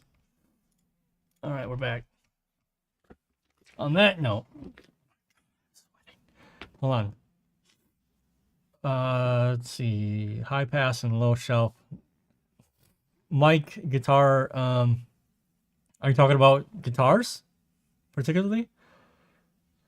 See, on that note, JCM 2000. I have a DSL right behind me. I use it all the time. Perfect. When it comes to panning on synths, do you leave it full left or full right? So, yeah, interesting thing. So synths up the middle. No, I mean, you can do whatever you want with synths. Some synths are up the middle. Come on. Sorry, I pressed the wrong thing. Some synths are up the middle, right? But there are a lot of synths that move in space, which is what we really need to talk about here, all right? So once we're talking about synths, we need to know what type of a synth it is and what it is doing. Some synths, like an ARP, it's very clearly mono, yeah? But we have a bass synth here. Very clearly stereo. So what we need to pay attention to here is we need to make sure that all the synths are mono compatible. All right. Yeah, long answer depends. Mike, guitar, cool. I appreciate it, man. And if you have any questions, just let me know. So I did this not on the stream because it's tiddly bullshit that you have to do. What you want to do, okay, go to any synth track that you're working on. Get Ozone Imager 2. Ozone Imager 2 is a free plugin. All right. What Ozone Imager will do is this thing here, 0 to +1. Anything above 0 is mono compatible, which means that if you're listening on your phone or if you're in your car, the synths will sound as they're supposed to sound. If any synth goes past 0 into -1, that means it's not mono compatible anymore, and you're gonna have weird shit happening on mono speakers. It'll sound like might sound dark, might sound bright. They might phase cancel each other out. Okay, so basically what you want to do is you go through every synth here. Okay, and so it's -25%. Okay, and you want to check the mono compatibility.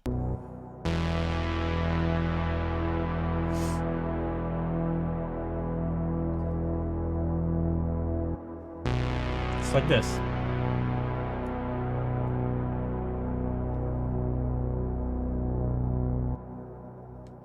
There. So everything's fine until the decay and the delay. That is where the issue is. We get super wide synths because we want wide sounds, yeah? But doing that, it destroyed the mono compatibility. So by, what was this, -25? We bring this down and we make sure that even though when the delay and the reverb comes, we are mono compatible.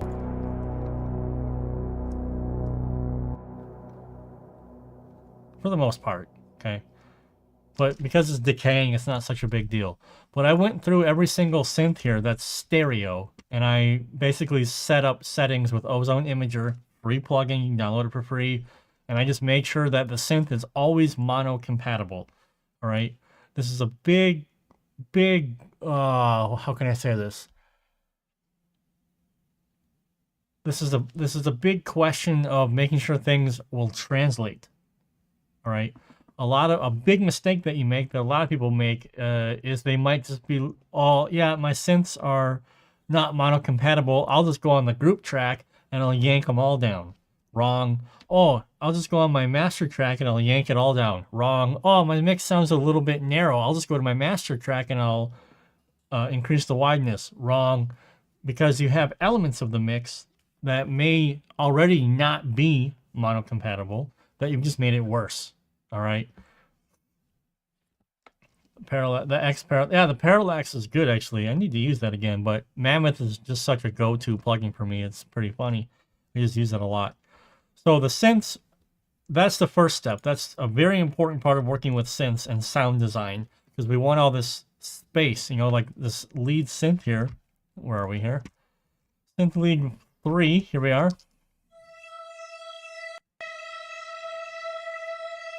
This is moving.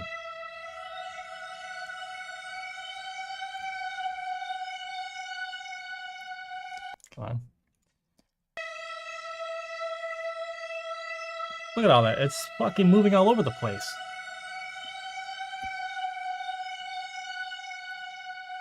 But we want to keep it contained within what we're working with. It's the same reason why we bring our overheads in a little bit, so that we leave room on the sides for things like guitars.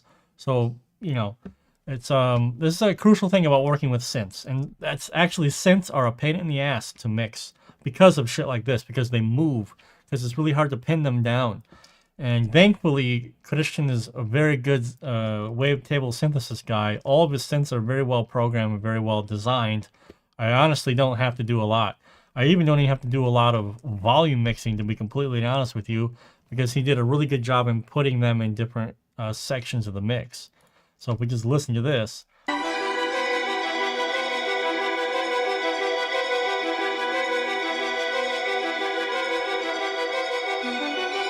I'm honestly not going to touch anything, to be honest with you. I'll just go down to the synth bus here, because seriously, there's really nothing to mess with.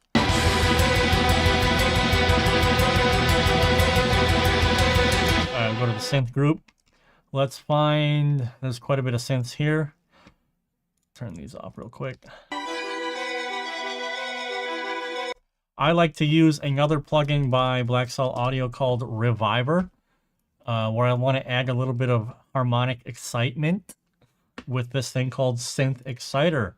One button. So we're doing high harmonics and mid harmonics, and we're just jacking them up a little bit to add more energy in the mids and upper frequencies to help them cut through the mix.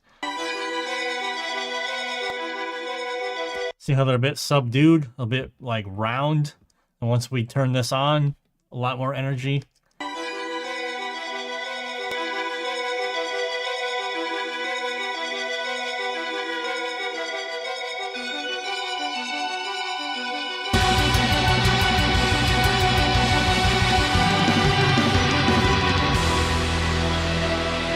Awesome. And you'll see here we have a shitload of low energy that we can't have in here because we got a bass guitar. So we need to roll off some of this, maybe from like 90. Let's see what 90 does. The reason why I'm not going any higher is because we have some bass drops up here.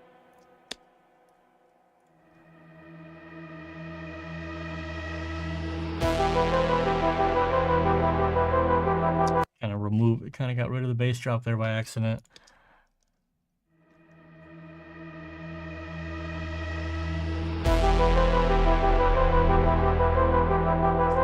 So what I'm going to do actually is I will automate this EQ to work when the mix is playing, and I'll turn it off for the bass drops because that makes the most amount of sense here. So off. Very easy to do. There's a cool feature in Cubase where it's called touch read. So I will just read automation, write automation, and then I can just turn this on, and then there's going to be an automation lane that automatically pops up. So read, write automation, press play, and then we stop the song, we turn write automation off, we leave read on, and obviously when the song is playing now, we can just do this. Come on, here we are. Maybe I'll turn it on a little bit earlier.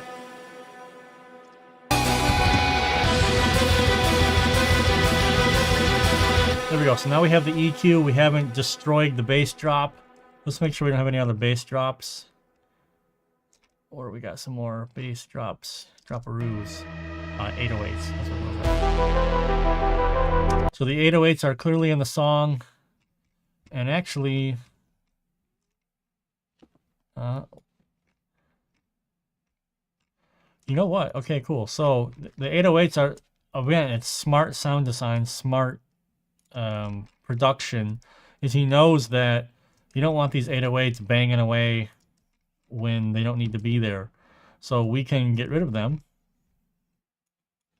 or we can turn them off and turn them on in the mix, and then we can do the EQ in the same way. So we have this on. Let's turn the EQ off right before the hit.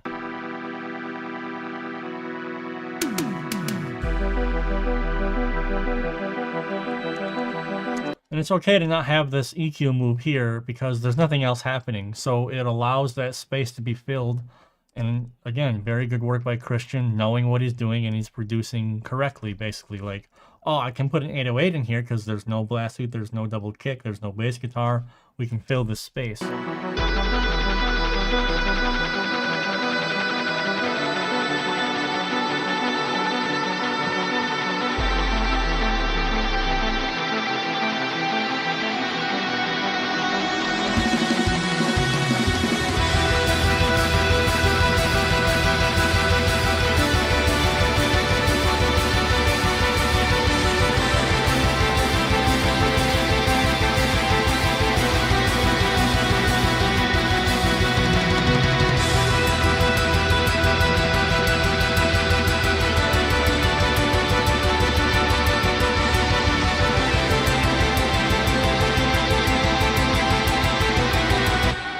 Yeah, man. I'm really interested in a wave Tob Me.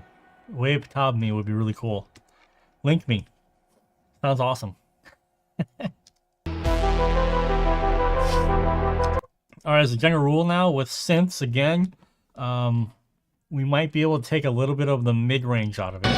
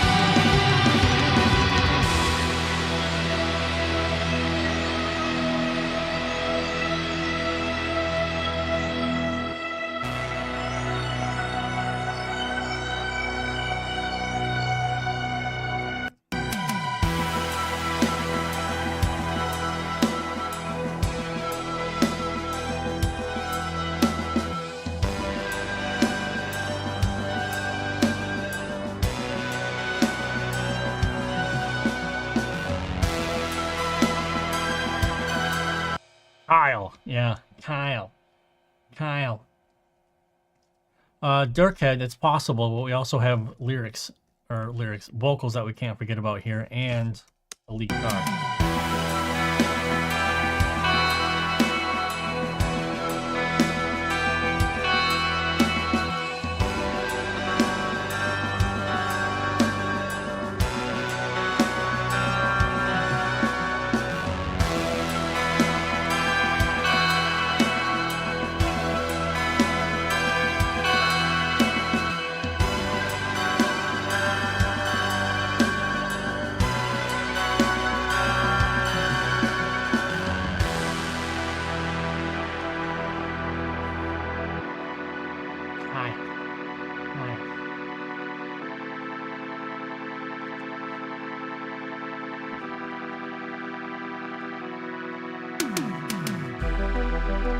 Okay, I wonder if we should add some dank reverb. What reverb could we add here? Dun dun dun dun. Some dank reverb. No, not Echo Boy Jr. Plate. Little plate. Dun dun dun dun.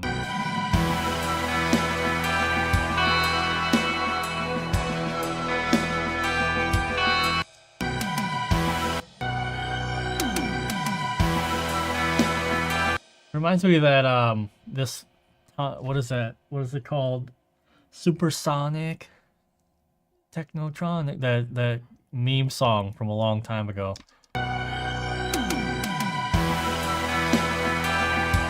Cool, that extra reverb is nice.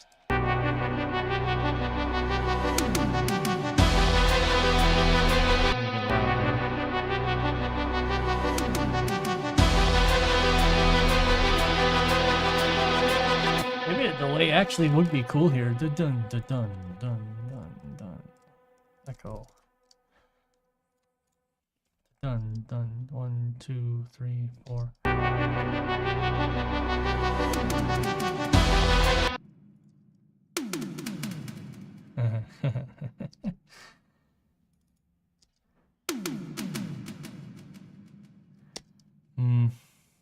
Maybe ping pong? No, because it's left right. Yeah, the delay's fucking up the... I think we just need to do some more reverb. Ping pong delay is going to cancel out the fact that it goes from one speaker to the other.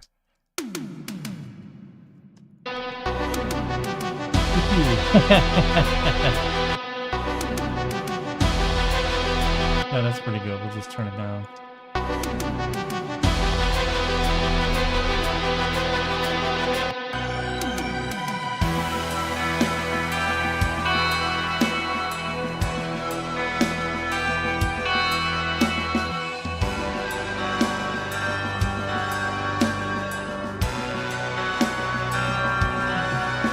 What's funny is he included some synth room verb here.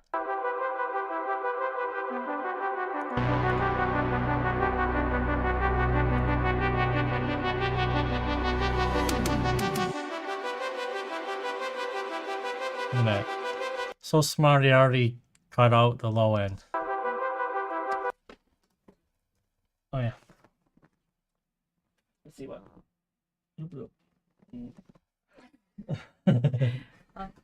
Beer delivery. Stacy is the best. The best.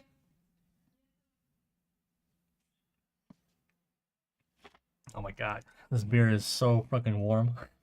Disgusting, actually. Here we go. Hobgoblin Ruby. Really cool. I wanted to get more of these, but they're all gone. Somebody fucking bought them. So there was only 2 left.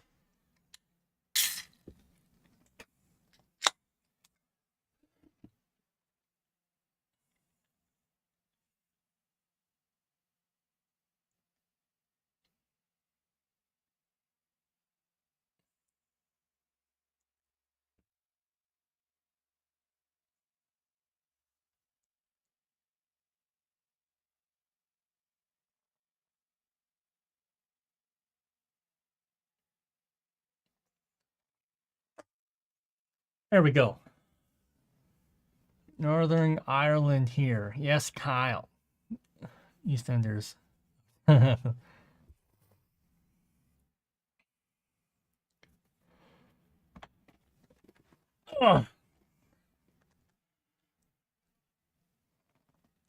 So cheers to everyone for coming to the stream. Appreciate it. It's always nice hanging out. It would be awesome even if just one person showed up, but the fact there's like 30 or 40 of you in here right now is incredible. Thanks for showing up. I appreciate it. Hit like would be great. And here's to you. Oh yeah, cold beer. Much better. Oh, let me see what the temperature is outside right now.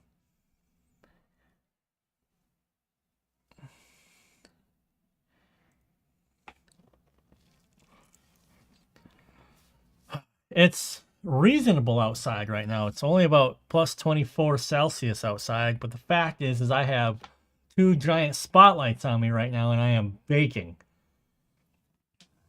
Absolutely baking. All right. Cheers, man. Absolutely. Great. Fantastic. All right. What was I going to do? Oh yeah, so we're talking about all these synth room verbs here.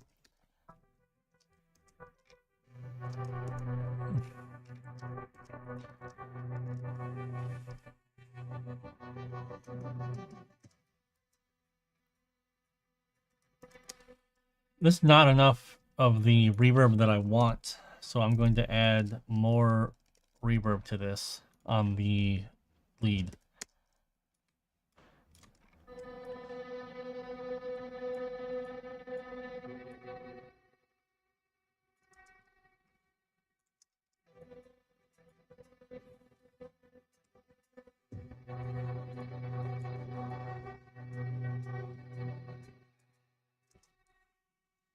All right, you guys ready? Had to read some messages real quick. All right. So let's go do the leads here. So in my opinion, there's not enough. Not enough reverb. So little plate here is awesome. It is exactly what it does. You don't need anything more. Bring the low cut up about midway. 8-second delay. Bring the mix knob.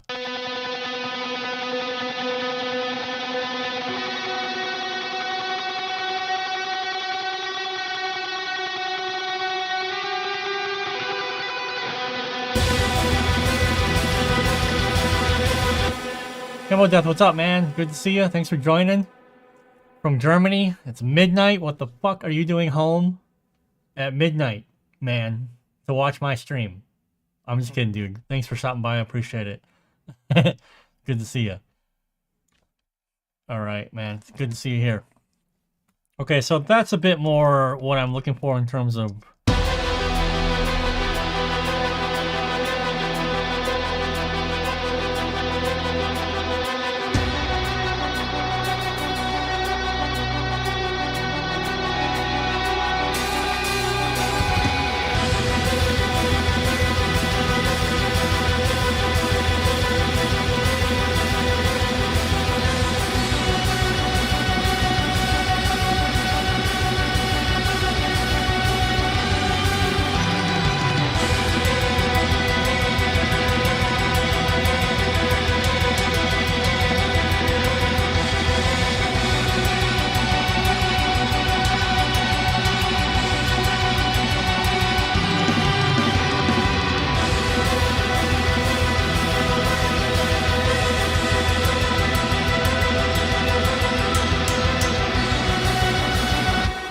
I wish fucking Christian was here. Hold on, let me switch scenes here.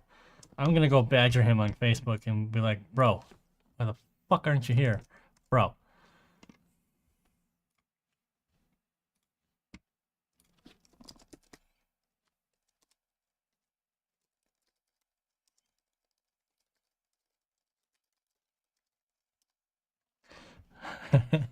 Alright, cool.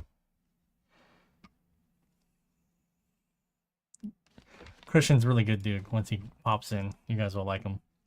Alright, here we are. Alright. This is sounding really good so far. Let's go ahead and get the vocals in here, because that's going to be the last main element before we can make, like, final changes. I know G-string over here wants the snare to be quieter in the middle section. G-string, always up everyone's ass. So let's go ahead. Now, the vocals, again, are not necessarily an afterthought, but they're not meant to be... Eric, I just messaged Christian to get him in here so that he could help answer questions exactly like that. Christian designed and used all these synths. I have no information about them, unfortunately. But Christian runs the synth channel called Tone Pusher. Super good dude, very talented. All right, so let's get with these vocals here. Generally, it looks like we just have a main vocal with some layers. So here's an interesting thing. Let me scroll over here. How dare I? Yeah. When I get vocals, I always try to pair vocals together. I want to have a main vocal, and then I want to have a double. And if there are doubles, I want to see if I can start panning those. So when I look at these, I see these three here. To me, maybe this can just be a double of the main. Yeah. This is obviously a double, and these I want to pan left and right. So I might just like move this up to be main 2, whatever. And then I have like a very consistent vocal thing that I can do. Now I know there's a unique thing happening over here is we kind of have two. We have a vocal coming in, vocal coming out, vocal coming in, out, back in. But it still might sound cool if we're panning them out, and it's not going to be a big deal. So what I'm going to do is actually I'll bring these up to become main 2 like this. Let's see what we get now. I want more. Actually, I think that might sound pretty cool, yeah. I'm assuming all the... Dude, Daniel, thank you so much, dude. 420, the stoner tip, loving it. Dude, thank you so much. That is fucking awesome. Awesome, man. Thank you so much. The stoner tip. We got G-Man in here naming all of the fucking tips. That's funny. You got the devil's tip, the stoner tip. I don't know. G-Man, you need to go click that link in the description, G-Man, and look at all the different amounts that people can donate. I think there's and come up with names so we can have names for all the different types of tips. Yeah. Yeah, Eric, I'm trying to get him in here, dude. I don't know. He might be busy. I mean, he's got a family and stuff, and it's, you know, it's Saturday, so he might be doing family time stuff. But I just messaged him. Maybe he'll be able to stop by. Let me see if I can ask him questions.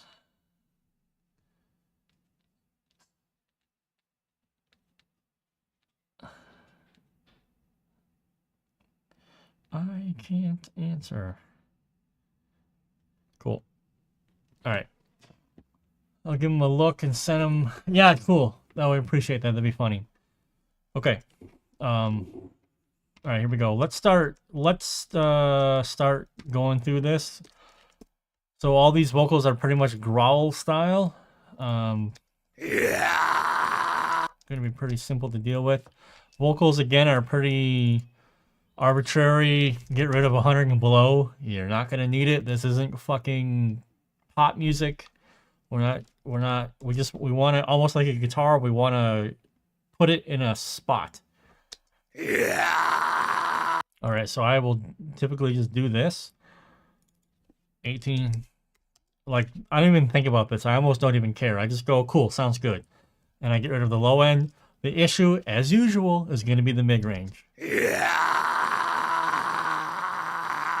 So obviously we got a giant bump at 1K. We might bring that down a little bit. But we need to make sure nothing crazy is happening at 500. Yeah. Yeah. It's okay. It doesn't sound too bad. Yeah. We need to go listen to some lyrics. Exactly. So you're getting a little bit of this here. So literally right where I had the EQ was where the problem was. So this is why I do EQ before compression. I got a video on my channel about this.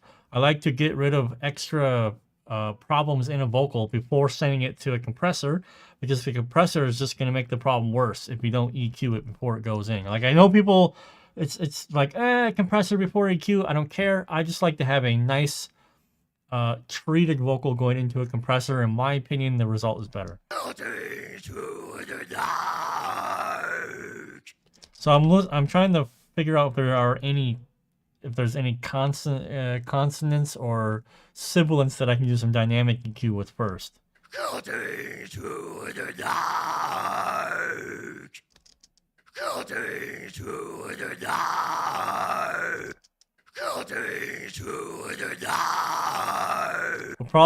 probably not going to be like this, but we're going to need to brighten up. We're going to need to brighten it. Let's just use fucking AK-476. Fuck it.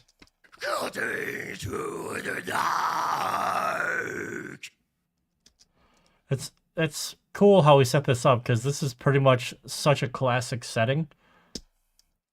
Back teeth are floating. Oh, you gotta take a piss. Cool.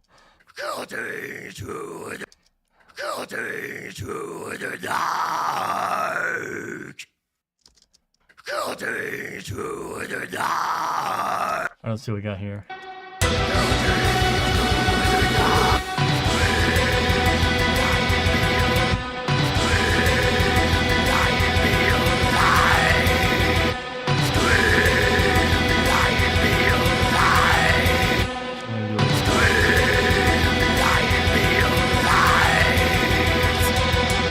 gonna do two compression. I'm gonna do 2 stages of compression.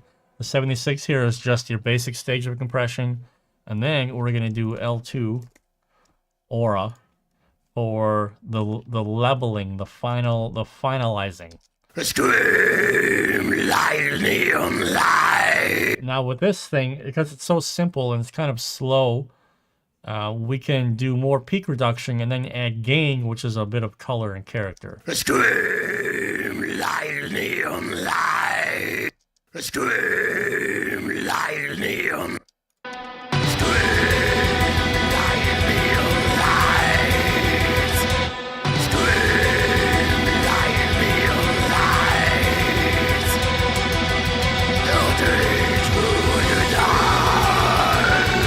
Cool. That's it. No, let's do, let's brighten these up a little bit. What can we use to brighten this? What can we use to brighten this? We could use an API. Or we could do, let's just do the old,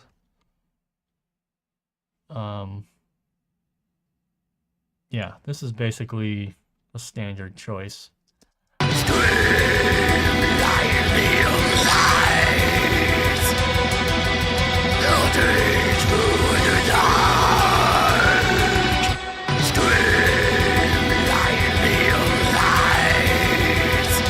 That just brings the vocals up a little bit, so sitting a bit more on top of the mix, even though I know Christian does not want the vocals very loud. But we still need to make them sound good. We can always mix them down later. All right. So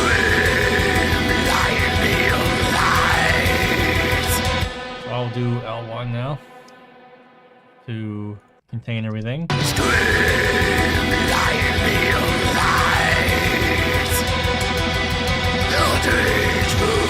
All right. And all of the vocal performances are pretty much the same. So we don't really need to care. So like there's no clean vocals, you know what I mean? If you had a like a super growly thing like Corpse Grinder, for example, and then you have fucking power metal vocals for the chorus, those are two different. You would have to look at those two things separately. You couldn't just, you know, all the same. But these are more or less the same performance, which makes our job easy because we can fucking copy paste. the processing. All right, like this, like this, like this. Backing too. Now backing, I want to pan. So let's try a 70% pan and see what kind of sound we get.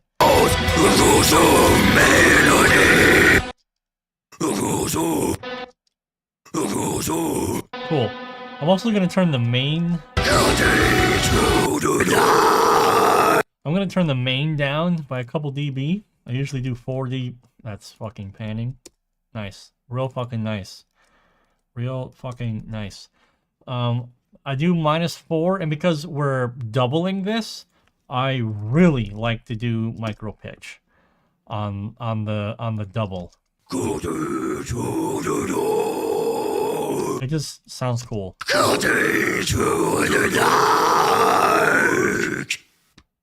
Nice. On and on, the sobbing souls, gruesome melody. Maybe a bit. On and on, the sobbing soul. On and on. Cool. So that slight difference with the micro pitch, let's sync this, glues in with the rest of the main vocal, and it just creates a little bit of, it creates a small difference. So it's not just exactly the fucking same, which will create a little bit of width, even though they're right down the middle. Neve flavor probably would work, although I greatly prefer API. Neve is really good though. There's nothing against Neve. When I recorded at Hertz Recording Studio, they used a Neve Genesis Black. Sounded amazing. Great. I just do have a natural preference to the way the API sounds. So this is done here.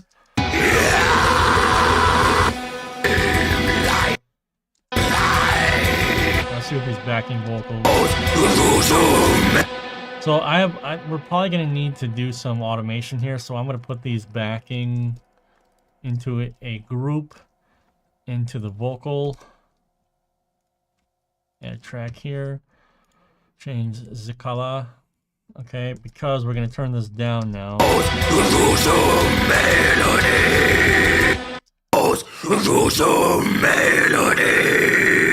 See, this is also the hard thing about, because the vocal performance is exactly the same, there's like almost no separation. So even though these things are panned, you know what I mean? Like, listen, they're... Come on, where's my fucking panning? Ah, I made an amateur mistake. Can you guys point out what the mistake is? It's on this screen. Tell me if you can figure it out.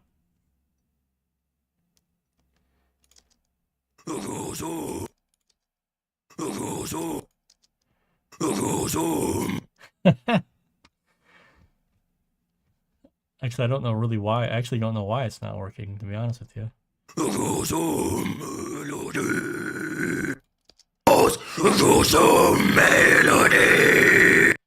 It's not really a mistake, but it's a shitty... Whatever, it doesn't matter.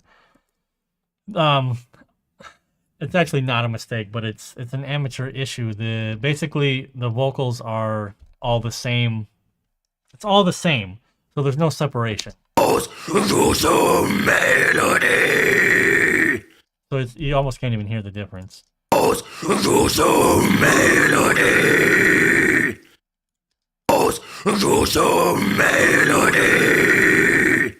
So there's a great lesson. If you want to do doubles and you want things to sound wider, do a different type of vocal style.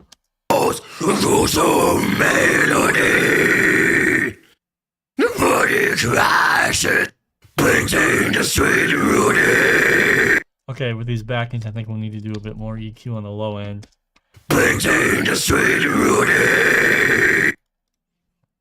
Yeah. So let's go ahead and go to the backing EQ.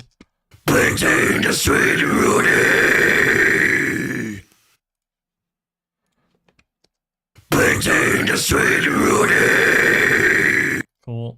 Do that.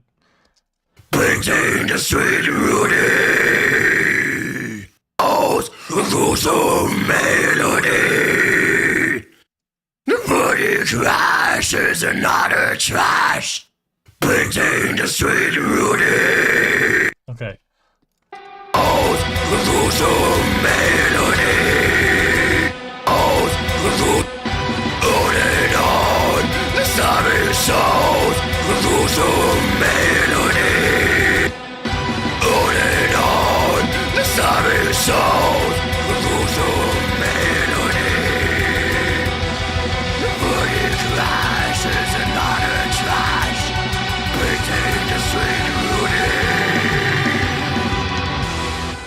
The vocal performance is not one take on a stereo mic, it's just that the vocal performance is the same.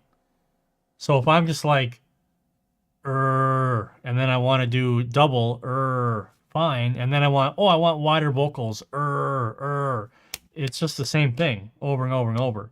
Differences create width, which is why I do the micro pitch. I might actually do the micro pitch on this backing section here so that I can make it more interesting.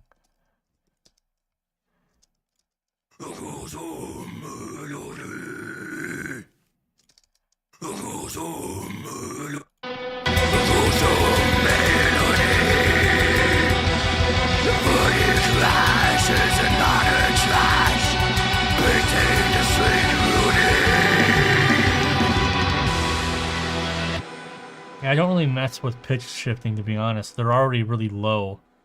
I just do the micro pitch here to kind of, you know, make them different.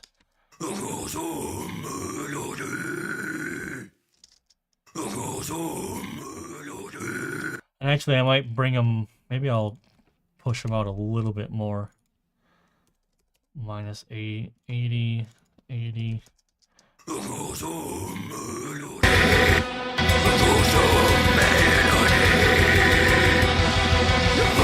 Trash is another trash.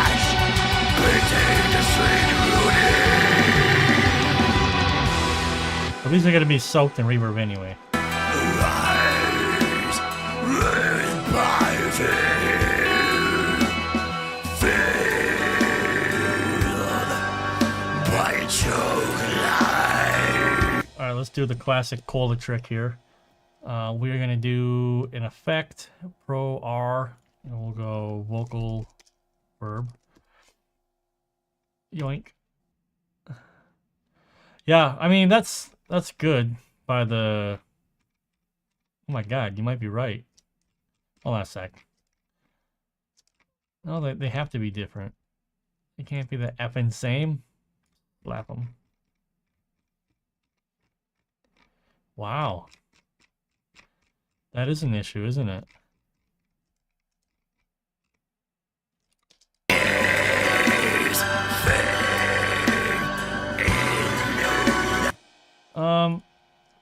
I guess it really doesn't... They are the same. Good eye. Very good eye. But the doubles are not the same. Or are they? Huh. No, they're different. They're different. These are different. So why are some the same but some aren't? These are different. This one's the same. No, it's different. See? That's fascinating. This is different. I'll have to ask Christian about that. The widening's there.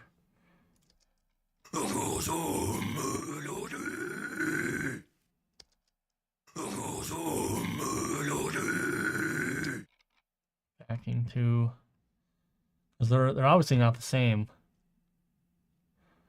Yeah, me too. But like I say, I don't really open up the sessions and then mix the session and then go live and say, oh, I've never seen this before. This is the first time ever looking at it. I just did some of the drum stuff first. I didn't even look at the vocals. But yeah, this is funny. Hold on.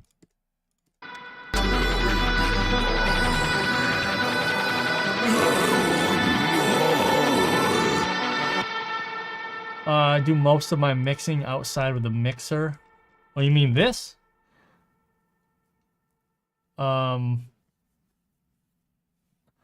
Yeah, typically, because if I had a second well, I have a second monitor right now because I'm looking at you over here. I would always have the mixer open, but because I'm always going through and looking a lot in the session like this, if I just hit E on my keyboard, I get the mixer right here. And then the mixer, I can do my inserts, and then I have the fader over here, panning. It's just like a pretty simple workflow. So you see me always doing a lot of E, coming in here, E. But if I want to copy entire effects chains, I definitely use the mixer because I can hold Alt and then just copy everything over. I really don't use the mixer a lot, except if maybe towards the super end, if all I care about is fader mixing, then I will use the mixer for there. But a lot of the times I'm always in this view of Cubase. I just hit E and I get the little, well, channel settings is what they call it. But it's a mixer to me. I have a sends, Q sends, listen, everything's all here. It seems pretty convenient for me like that. We have the effect now. Let's do this. Yeah, the thing is like, you need to figure out how you like to work.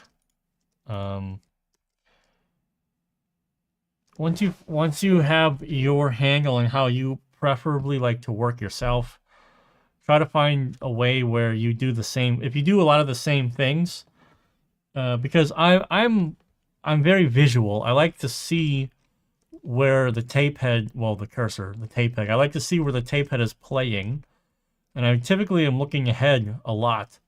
And if I see something coming, I'll usually grab the track and I'll hit E and I'll do what I'm doing, and I'm still looking at the tape, the cursor, play cursor is moving still. With the mixer, if I want to listen to something specific, I have to close the mixer anyway and then click where I want. Because I don't have any markers set up. I mean, obviously it'd be a lot easier to set up the marker, have the locator go where I want, mixer's open, locate, playback, chorus, yada, yada, yada. Makes a lot of sense. It's not set up that way for me. So if I wanted to listen to something more than once or go back to something, I have to close the mixer and then click where I want to be. Or if I just, okay, that's cool, I have what I want. Oh, let me check this bit over here. Like, my eyes are already looking over here. And then I'm closing, clicking, pressing spacebar. It's just something that seems faster for me to navigate if I want to go over all the place. Especially when I have like a full album mix, which you'll see in 2 weeks, because we're doing some black metal, a full album, a real client session next stream, right? So it's very interesting what we're gonna do here. Yeah, see, these aren't the same. They look very similar. Or they're the fucking same. No, they're not. Whatever, we're not here to do all that. So let's just make it sound good with what we have. All right.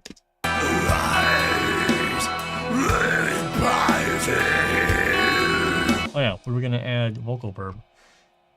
And I am not ashamed to say that I just use Cola's basic vocal verb because it sounds really good. So I throw all the vocals in there. Come on. Send. Vocal verb. Vocal verb. Where art thou? Vocal verb. Send. Okay. What's going on? What? That makes no fucking sense. Rise by fear. Okay, we're ganking this one. And then we send all these to a new vocal bus. Doesn't make any sense. What was happening there? Vocals, main, vocals, back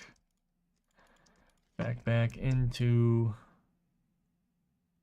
backing, vocals, send, vocal verb, sweet.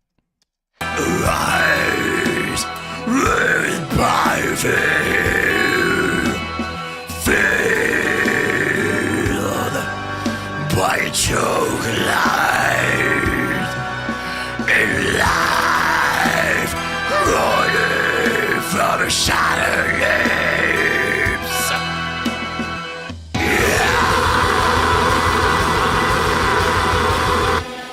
Okay, let's bring it.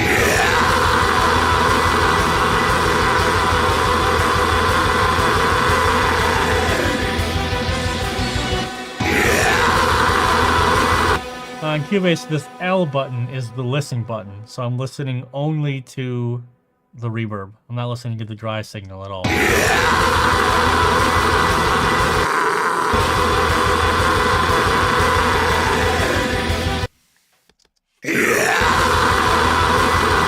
Because if you solo, well, eventually we'll put everything in here, but now we have just the vocal verb.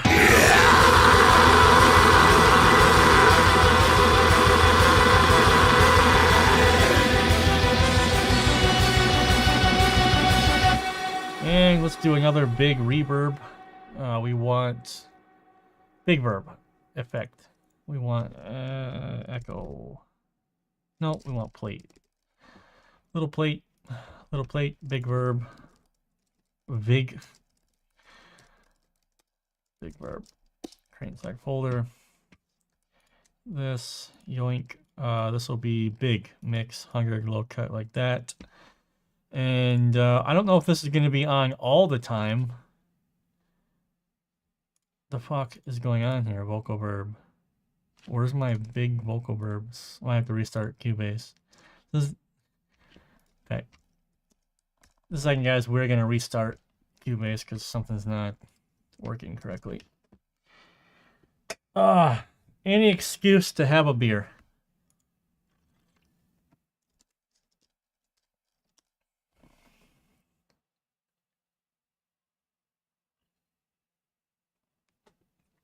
Yeah, Dirkhead, that's a good idea, actually. Smoothing out the low mids on leads without making them sound weak. What do you mean, Mike?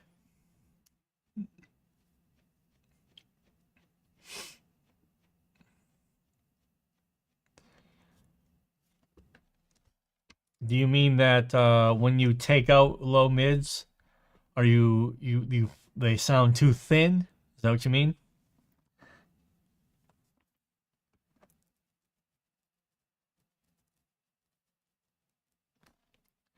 Thank you very much. Cheers to you as well.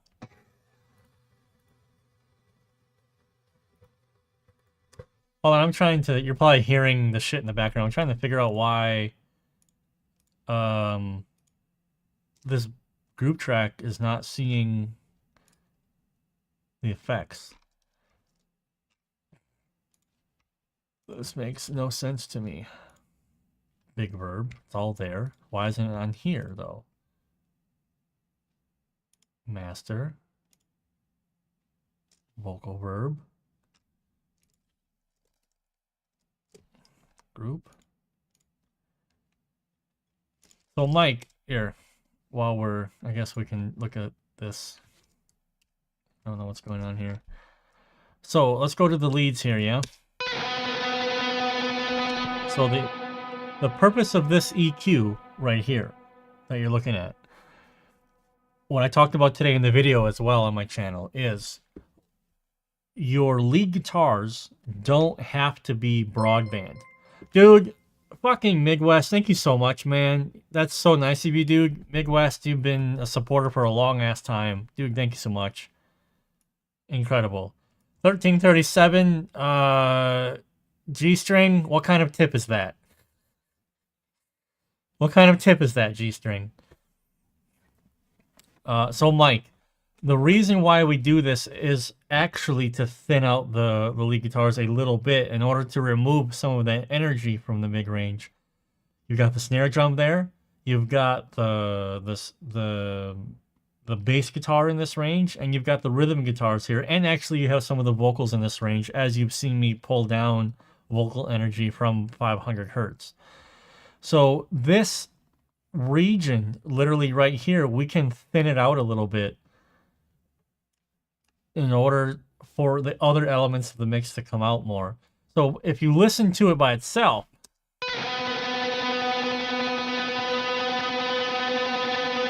I would agree that it does sound a little thin. And if we remove this, it probably sound a bit more full-bodied. Absolutely does. But then you need to ask yourself, is that information in this lead part important? Is it more important than the snare? Is it more important than the bass? Is it more important than the rhythm guitars in this region right here? I would argue that the answer is no. It's much more important that this is a bit subdued and that these level of frequencies are coming through the mix so that we can hear what the melody is of the guitar, right? And then everything down here, the rhythm guitars, and they're all handling that, okay? And then the sum total of everything is what makes it sound thick. Right, so we put the rhythm guitars in.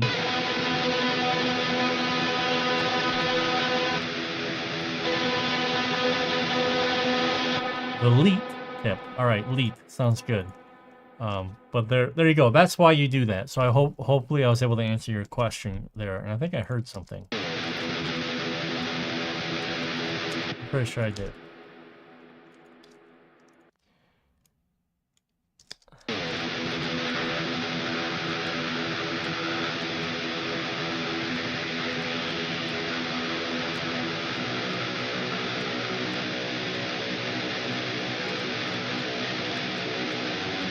Yes, I did.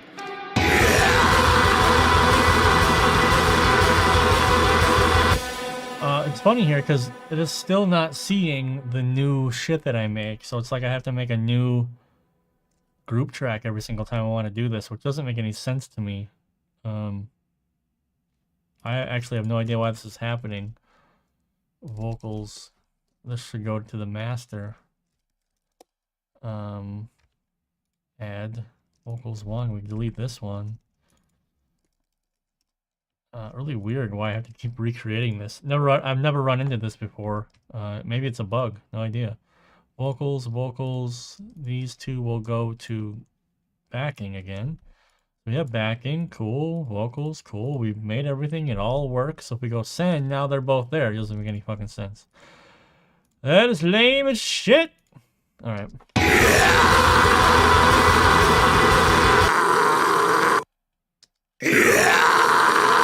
What's going on?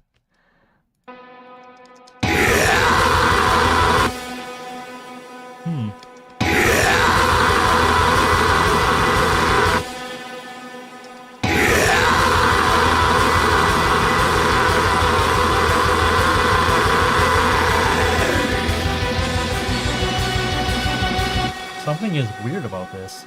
Something is not working correctly. Something is not working correctly. Check the upper mids. And also, like I said before, it depends on what you're playing. Sometimes, if you're doing a lot of tremoloing, you're going to have a frequency buildup on the note that you're tremoloing. And maybe a dynamic cut will work better there. Something here is not working correctly. If I solo this. Where's this? Where are we? Oh, no bus. Interesting. Why did this not route to the master bus? Cubase, my favorite. All right.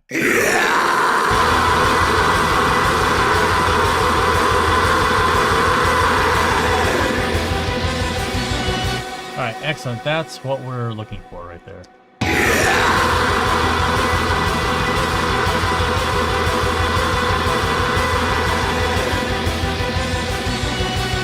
Now we're gonna have to do some, probably some delay automation.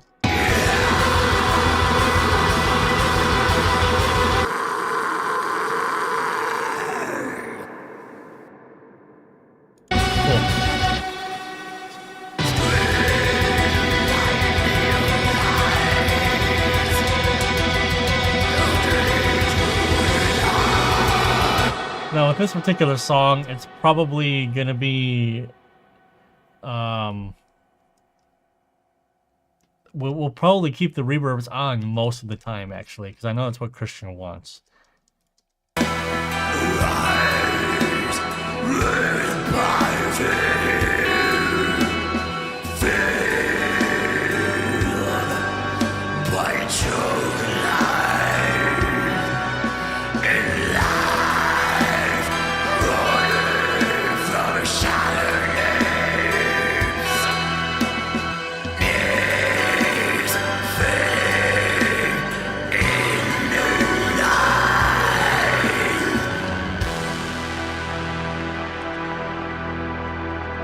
This is gonna be automated. This is gonna be a volume thing right here.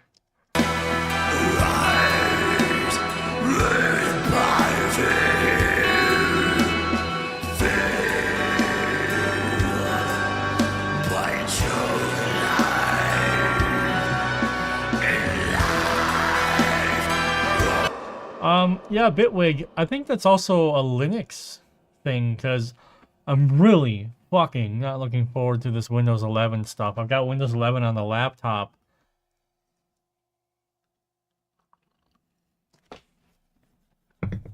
A lot of plugins don't work on it. It's really fucking lame. And I don't know what to do. I thought about going to Linux actually, and it doesn't bother me. Actually, a lot of audio stuff really does work on Linux now. But it's all for hobbyists, you know, like I need some Big Daddy plugins to work that are not going to work on Linux, and I'm kind of screwed, actually, to not be able to use Linux. No, I know, Bitwig. I think Bitwig is also a DAW that does work natively on Linux, like Reaper, if I remember correctly. There's Reaper and there's another one that works natively on Linux. But yeah, this Windows 11 thing is really annoying. I've had the you guys may have noticed that I haven't been using a lot of Ozone plugins lately because whenever I work on the laptop, I can't fucking use Ozone plugins because it's a white box. The GUI doesn't load correctly. I've been through with the support and it's blah blah blah. I don't know what it is, but I just stopped using them because if I have to work on the laptop, it's not going to work. So I haven't, like, you guys have noticed I've been using this newfangled Elevate on for my limiting purposes for months. Because anytime I open Ozone on the laptop, just white box. I used to have a Mac. I had an M1 Studio Mac. And I had to sell it in order to get back to, you know, in order to get back to Ukraine, because I had to sell like half of my studio as well. So that was a bit of a bummer. But I mean, I have no real problem with Mac. It worked for me. I didn't really care. They're just way too expensive for what they are. That laptop that I have, it's like $1,500, and it is a beast of a machine, an absolute beast of a machine. You know, 64 gigs of RAM, 3090 I think RTX in there. It renders videos instantly. It's better than my main desktop machine actually, because my main desktop machine is built in 2021, I think. So this thing's going on 5 years, and that laptop smokes it. It's Creative Devices laptop, so with a K, Creative Devices. Very good laptops. Actually, we might be doing another video again together where I actually want to put one of their devices to the test, where it becomes like the brain of my mixing station. I want to put it right here. The Creative Devices A16, I want to put it right here, and I want to be like, okay, let's run my entire fucking operation off of it. Because if it works, I'm pretty much done with desktops, because I have no time for gaming. I'm always busy. I'm mixing all the time, and I need, you know, I can't have shit that doesn't work. So that's why I don't use Windows 11, because Ozone doesn't fucking work on it, and it's very frustrating. And I don't know what's going to happen with Windows 11, basically, or Windows 10 here. Supposedly you can pay for updates. I don't know. It's just a fuck story. There's Copilot already in Windows 10. Anytime you try to strip it out, it's a pain in the ass. You strip out Windows 11, one update, it's all back. Got to strip it again. You know, I mean, like, it's just a pain in the ass. Reaper, Jacob. Yeah, man.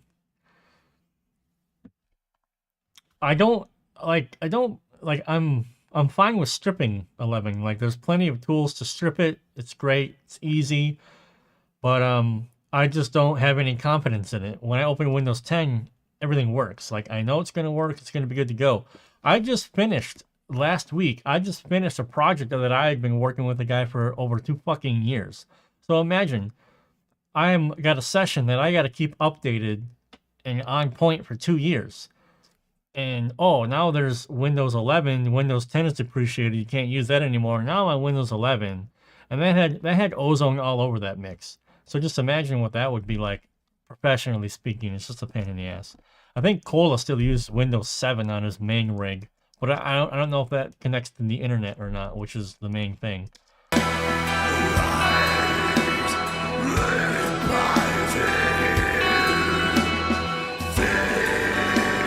I think we need to add some reverb to the drums here. Yeah,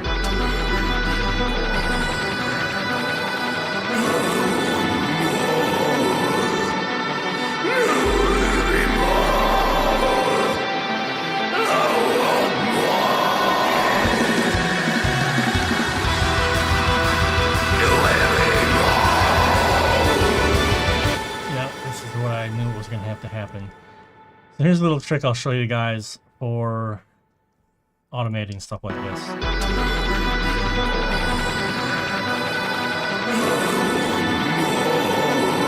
I think this is meant to ramp up in volume, which is fine, so let's go ahead and do that. But then we got these backing vocals that are a bit of an issue.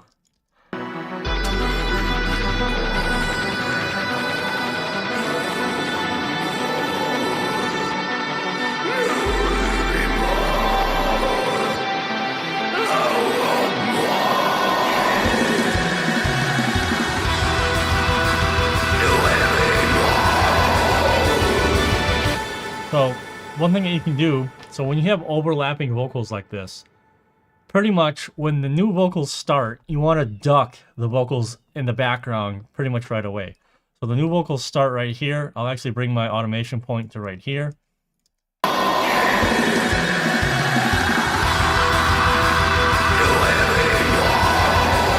So it sounds kind of funny.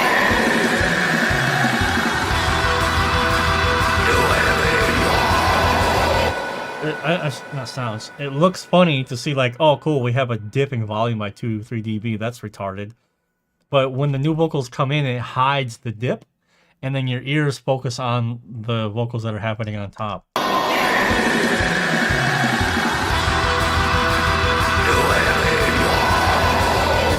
Imperceptible. You still hear the scream that was just happening, but the new vocals take precedence, and then so that little automation trick, there you go.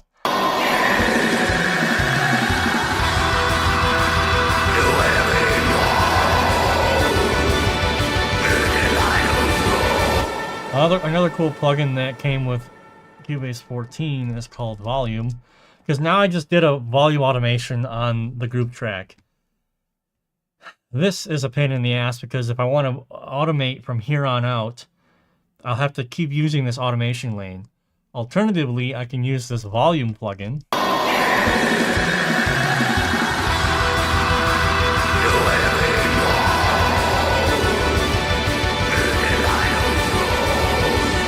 And it's another fader that I don't have to worry about now. And I could automate this fader instead, so I have two different automation lanes, basically.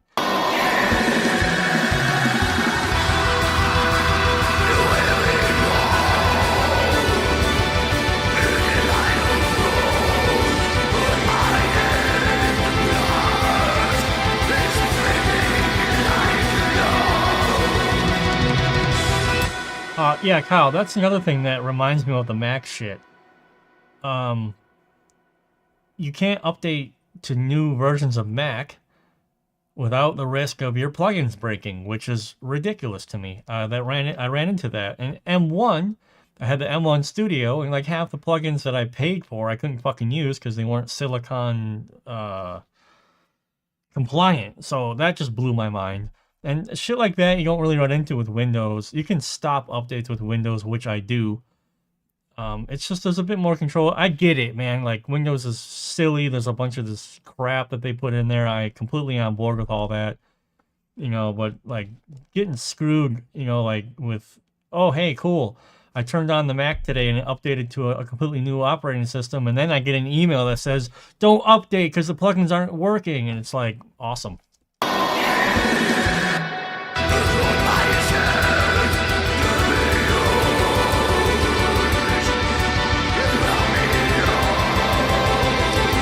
Sound like in the beginning.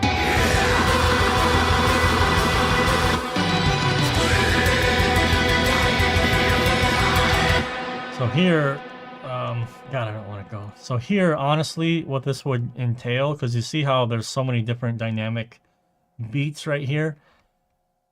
In the real world, you would automate this pretty much word by word, but I'm just going to be lazy for the stream.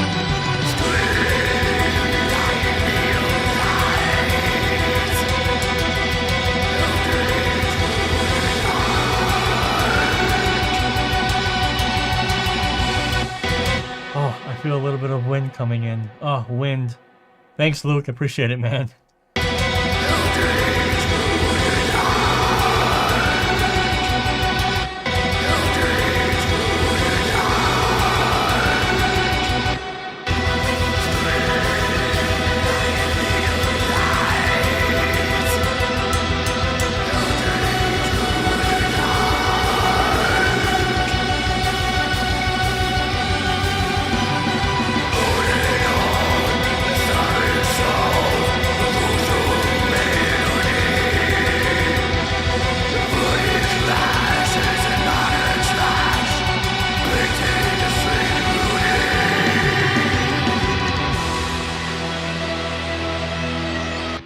Christian will think that's still too loud.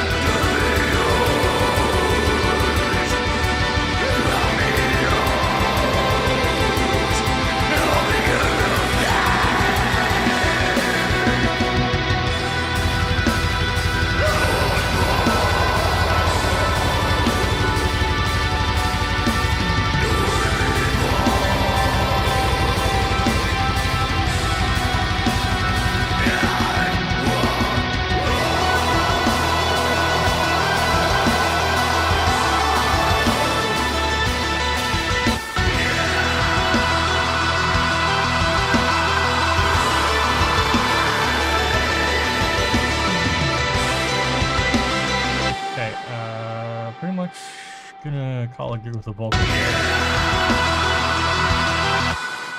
Let's start paying attention to some of the drums now. Yeah.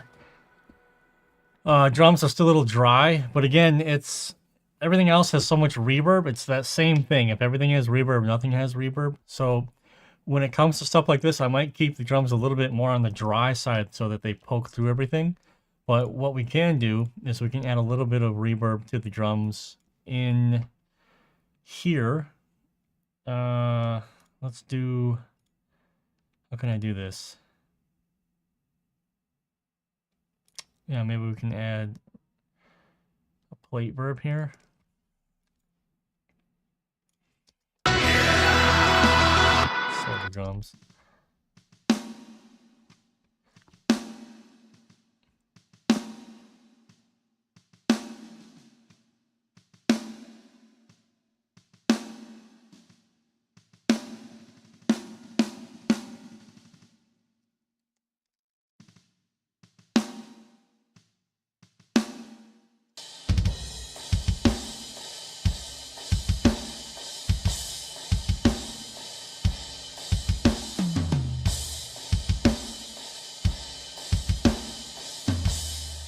Plate reverb to the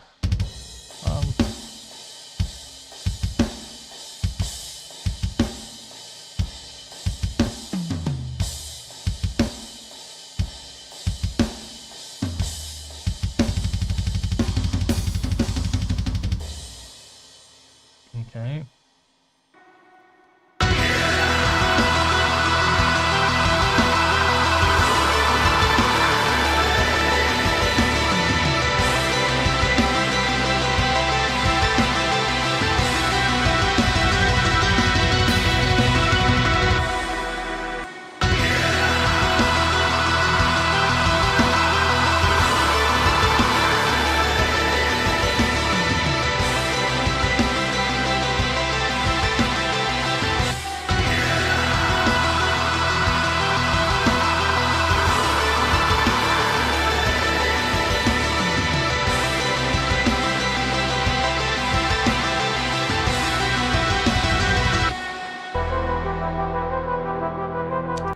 Okay, so let's do some real world mixing now.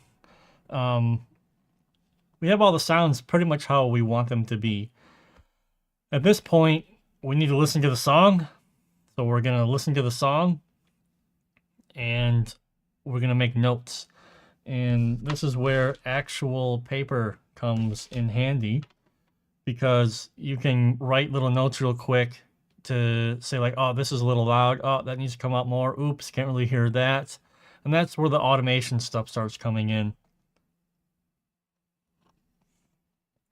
So what I'm actually going to do is I'm going to mute my microphone so that we don't have any bleed, because I know that's really annoying. And make some notes with me. Tell me what your thoughts are. And we'll start finalizing the mix here. This is a best case scenario where Christian is a good producer. So he did produce the song, and there's not like a whole bunch of verticality to all the parts all the time.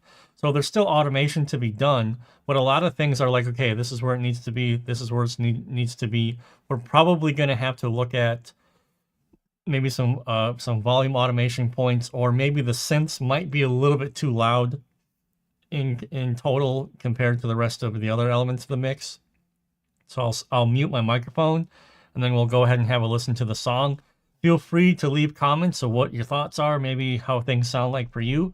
Obviously, I don't know what you're listening on, but let's go ahead and let's just start this from the beginning.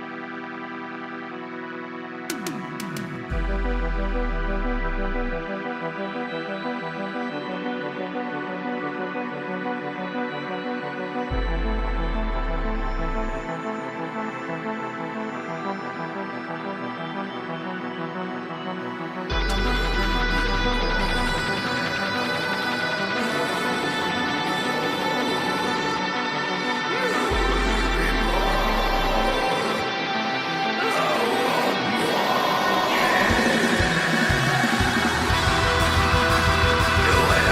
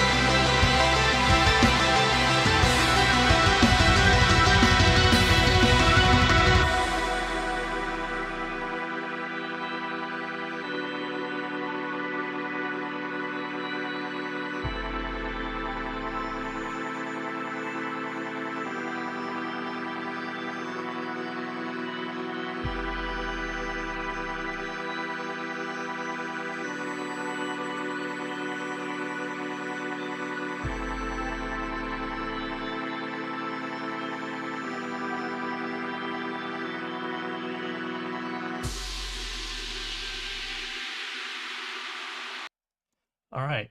So, really good comments from you guys, actually. I really enjoy that you guys are with me here. So, a couple of things that you, ball hair. A couple of things that you guys are mentioning too. I heard the same exact things. About the synths, for example. I wonder actually if the synths are just too dry. If we add a bit more reverb to the synths overall, it might help. Obviously, it'll push things further away in the mix in the 3D aspect of it.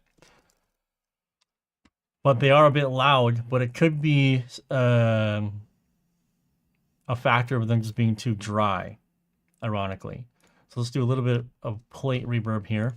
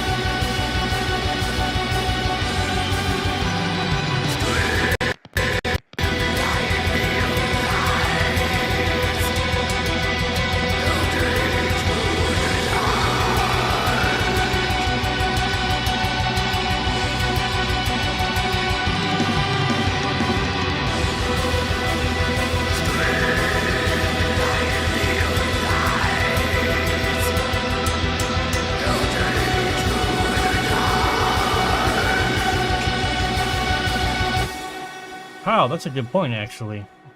I didn't even think about that.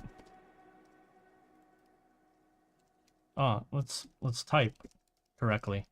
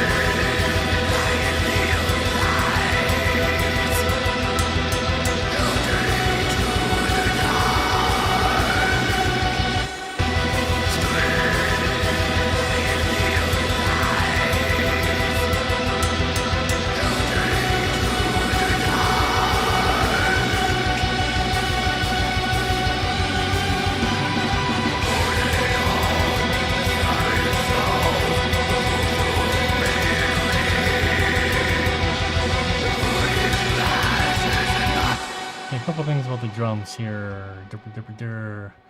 The ride, unfortunately, is a bit loud.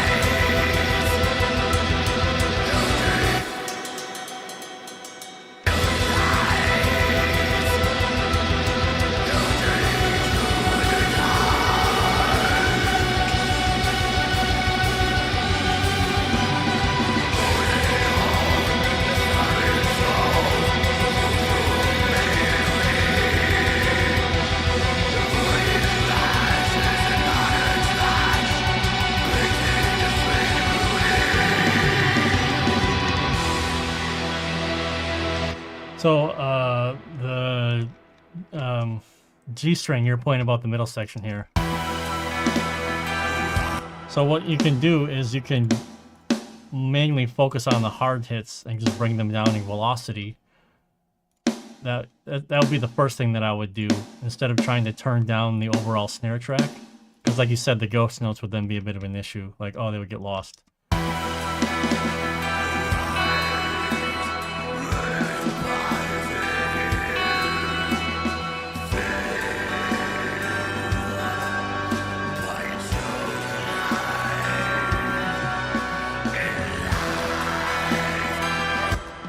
And make these a little bit louder so they poke.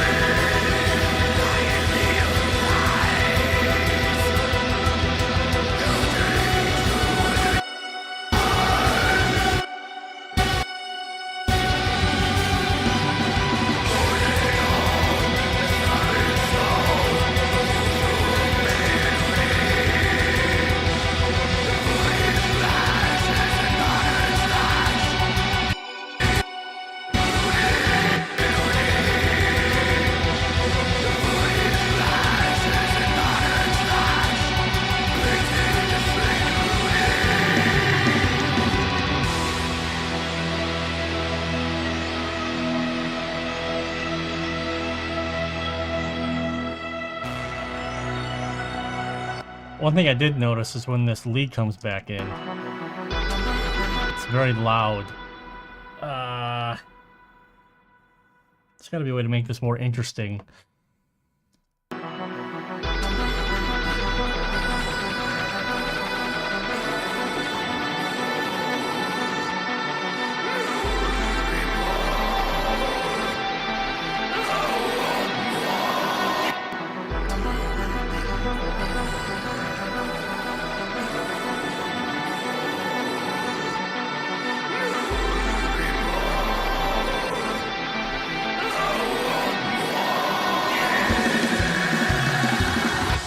Okay, I'm gonna do a classic Corda trick here. We're gonna do an EQ sweep just to make this more interesting here at the end. Again, trying to build up dynamically to this section here.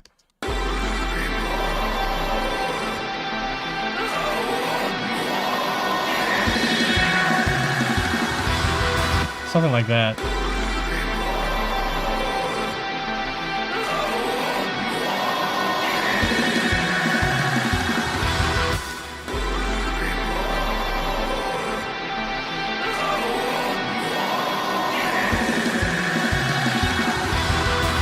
I don't know.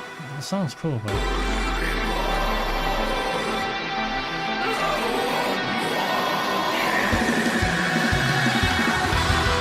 Yeah, let's try something like that.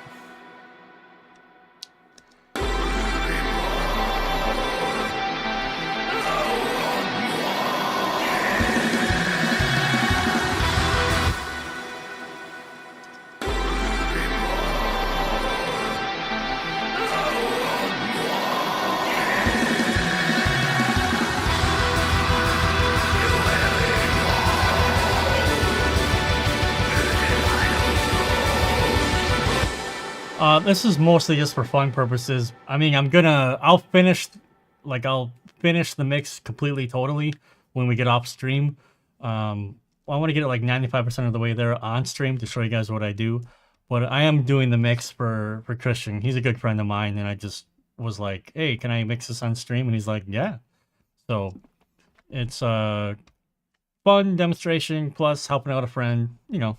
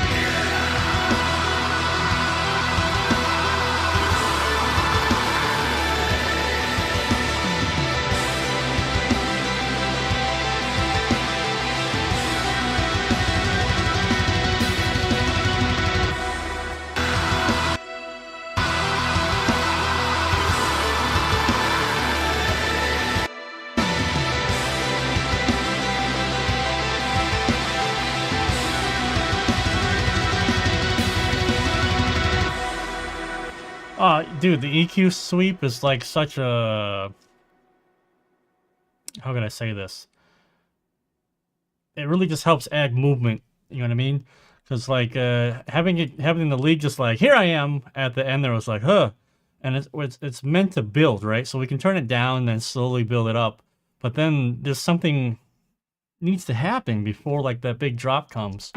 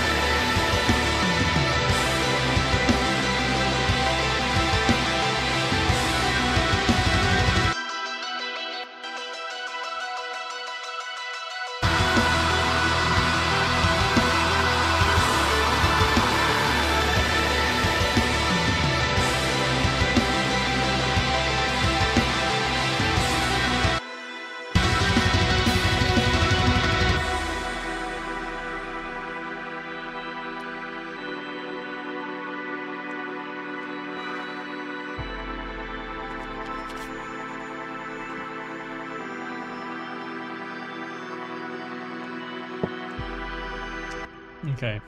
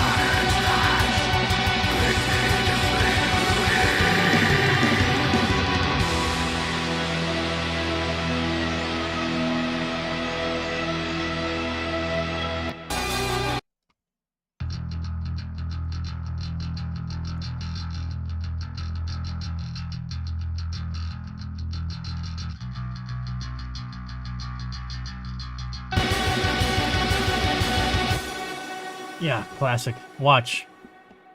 So, I kept having this feeling that the kick should be louder, or I can't. It's not cutting the way that I want it to cut. And classic situation where there's just way too much bass guitar information in this area right here. And this is where the top end of the kick is, and obviously your snares right here.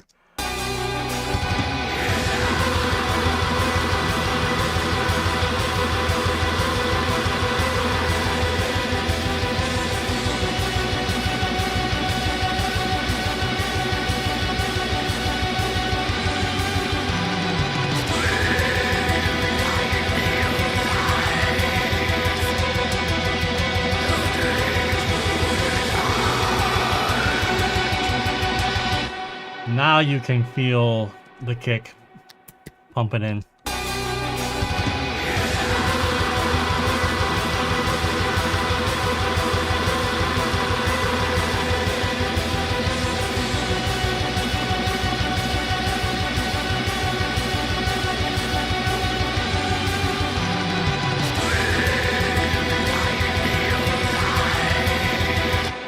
See, this is what I'm talking about. Like, it's not necessarily that the drums weren't loud enough.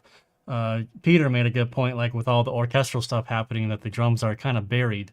He's right about that. We started with the reverb to add more reverb on the synths, and then started turning them down one by one a little bit. And that just will create more room in effect because we're just turning things down a little bit. But it was still to the point where I'm like, I'm not getting the lowing of the kick punching. It should be punching. Because when we solo the drums, there's a donk. There's a redonk amount of kick and low end tum tum tum tum in there. So it's already there. So it's being masked by the bass.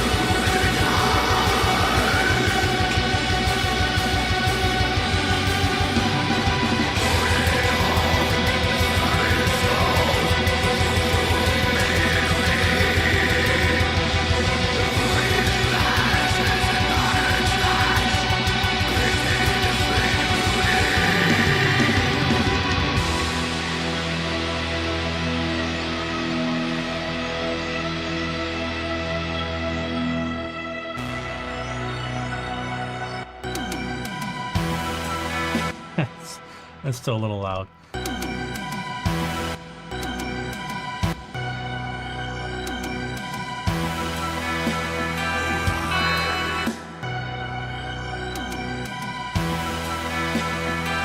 Check it over here.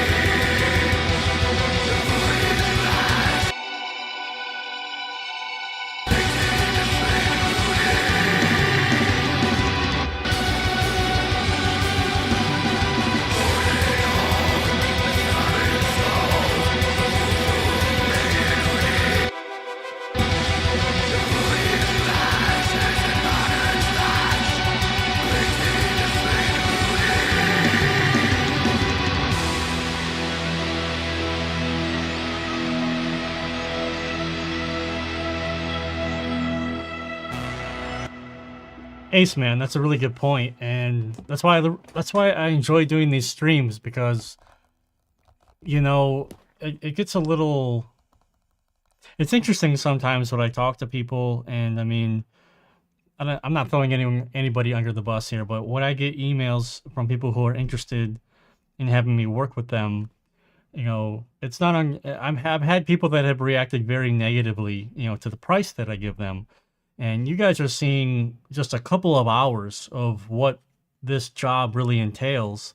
And this is my life. You know, Stacy can come up here right now and just, she will tell you exactly what this is. I could be listening to the song for days, working on this, for fucking days, over and over. Small tweak here, small tweak there, small tweak here. And then extrapolate that for an entire album, right? And so it's really the amount of time that goes into this, and being able to, okay, the drums aren't loud enough, but hold on, maybe it's not the drums being loud enough.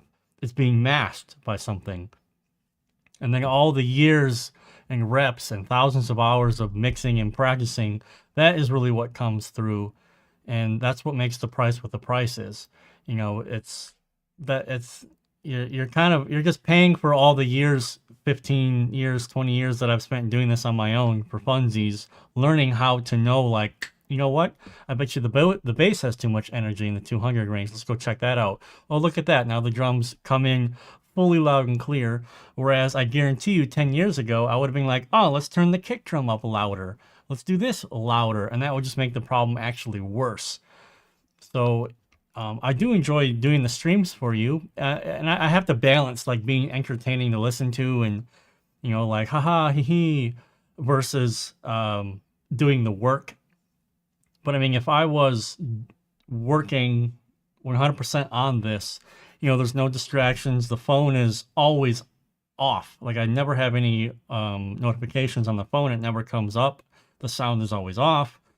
You know, I'm logged out of everything. I don't have any pop-ups from my Discord or my Telegram or anything coming up.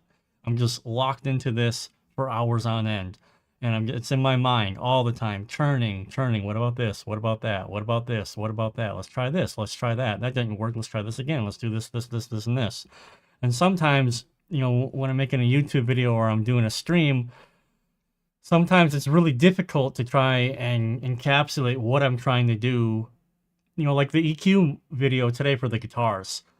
Those are the legitimate 4 steps that I always do. I just did it on stream. Like if you weren't here in the beginning of the stream, it's such a built-in muscle memory process for me now that it's this, done.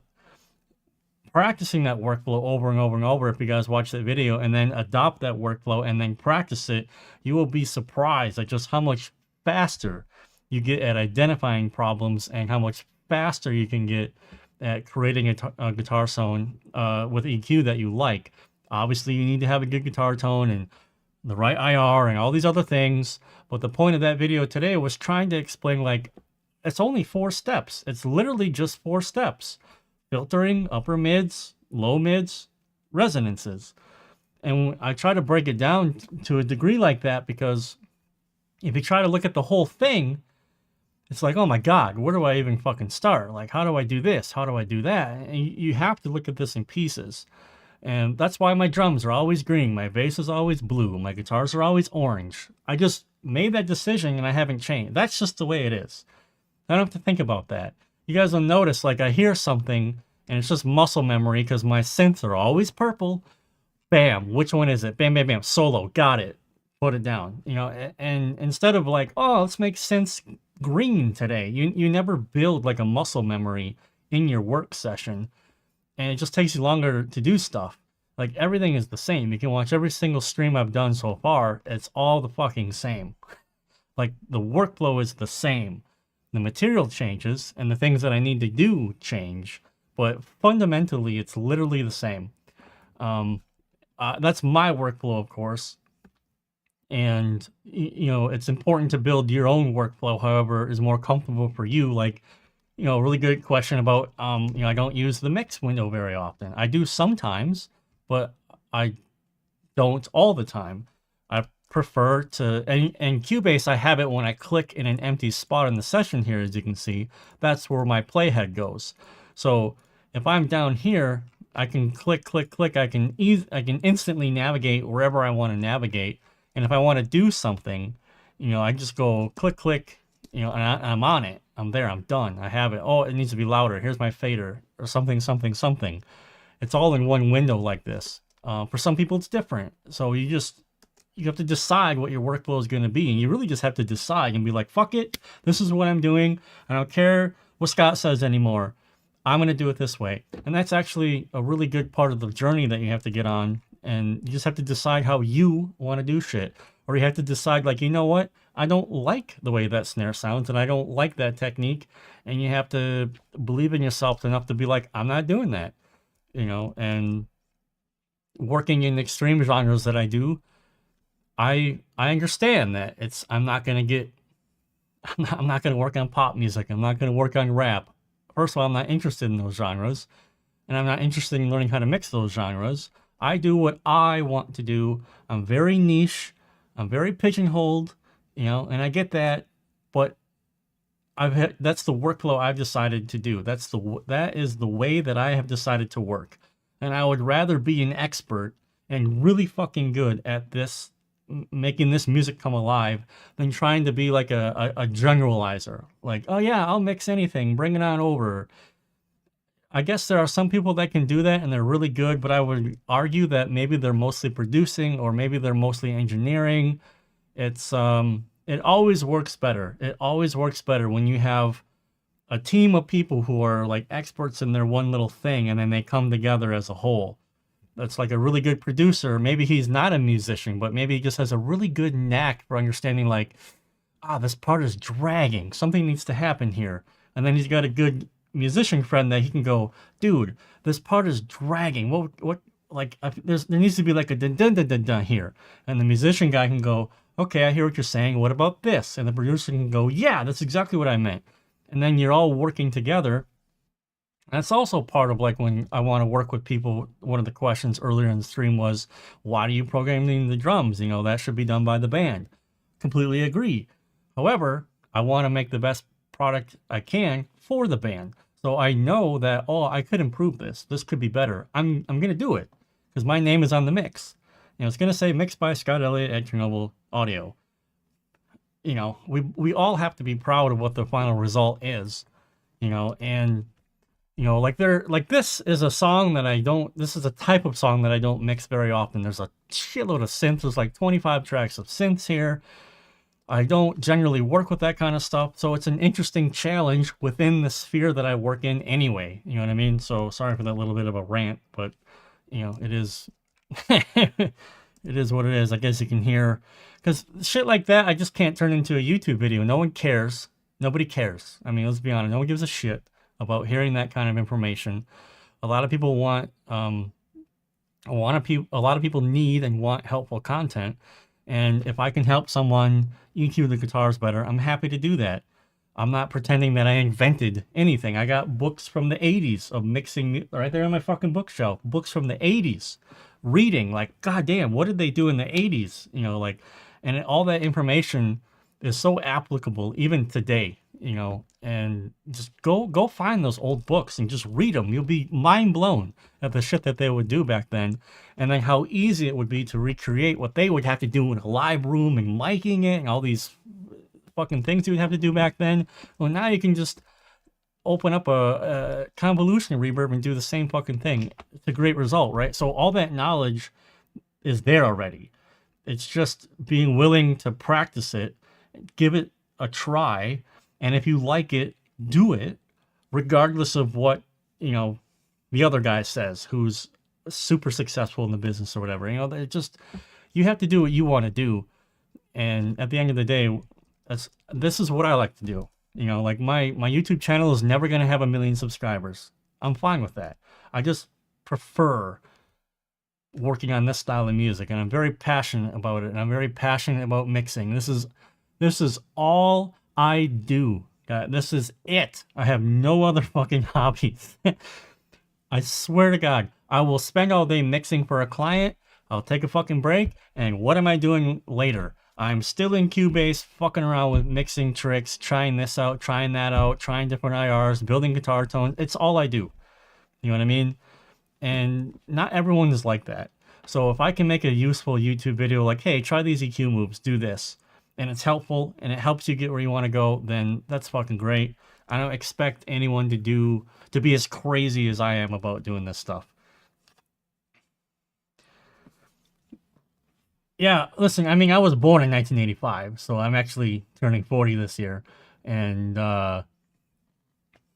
you know, it's you got to read those old books. I mean, some of it's outdated because the technology, obviously, it's like, but the basics are still the basics, and basic physics, it's still basic physics. It doesn't matter that it's in a DAW in a plugin.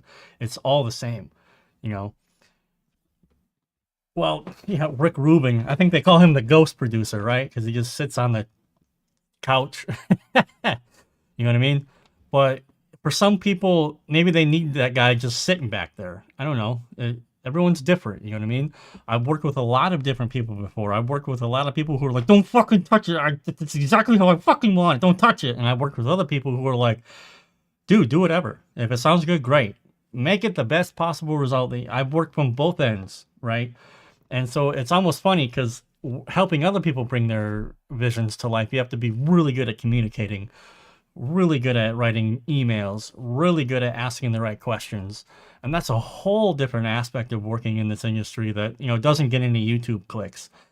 You know, because that's the bottom of the iceberg. The tip of the iceberg above water is mixing music. The bottom of the iceberg is everything that fucking encapsulate that you don't see. You know what I mean? So so these mixing streams, I just want to bring you along for the ride. I want to show you guys what I do, what it's like doing this, and try to explain and try to help, and also try to be entertaining. La la la la la. You know, and in 2 weeks, the next mixing stream, that is an actual real client session. And I'm excited to show you what I'm doing with that session. It's fucking amazing music. Virtuoso guitar player. Really good. And I think it'll be really fun because that's a full session mix, full album, you know, and I can show you guys what goes into that, you know, because the vocals have finally been finished and I got to start putting the final touches on that. But I mean, it's fascinating to me. It's a lot of fun, you know, so I want to keep doing the mixing streams like this. I think it'll be fun, you know, and I don't care if there's like right now there's like 25 people in the stream. That's awesome. That 25 people wouldn't even fit in this room. That's a huge amount of people watching this. That's awesome to me. You know, I'm not in here to be like Nick Nocturnal with 1 million subs and, you know, nothing against Nick, right? I'm just not that kind of guy. I would rather do this. Would be helpful and do some kind of helpful content for you. You know what I mean? So who said that up there? The longer, where was it? I just wrote it. Just read it, I mean. Never gets old. My wife is my best critic. Yeah. Yeah, Stacy will come in sometimes and she'll be like, that's really good. And that's a very high praise. You know what I mean? Because, I mean, she doesn't mix music, right? But it sounds really good to her. Usually we're on the right track. Someone mentioned, I can't find the message here, but the longer you go mixing, oh, there it is. The longer the mixing session, the less you hear details that matter. So right now, I'm kind of taking a mixing break by talking too much, and I'm not listening to anything, so my ears are recalibrating. And so about 10 or 15 minute break is really good. And that's something that I do all the time. I'll have the session open and I'm like, meh, or I'll get frustrated. I'll just go do something else, you know, and it's usually reading one of these fucking mixing books or reading a mixing blog. You know what I mean? I'm not watching guitar YouTube or anything like that. It's really fascinating how much extra like guitar content or gear content I don't consume.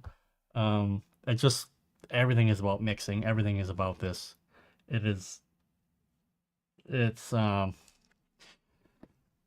ridiculous. You know what I mean? Ridiculous. So I really wish that I don't know if he's gonna show up, because if Christian was in the chat, I would ask him which direction to move, right? I'm messaging him right now.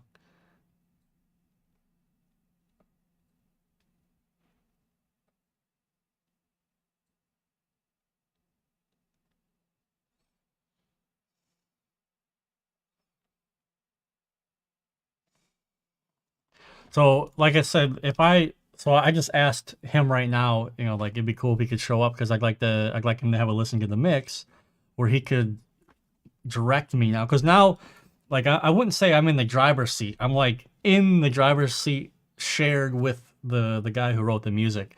And there comes a time when you're mixing the song where, through my experience, I can know like, oh, we should move in this general area.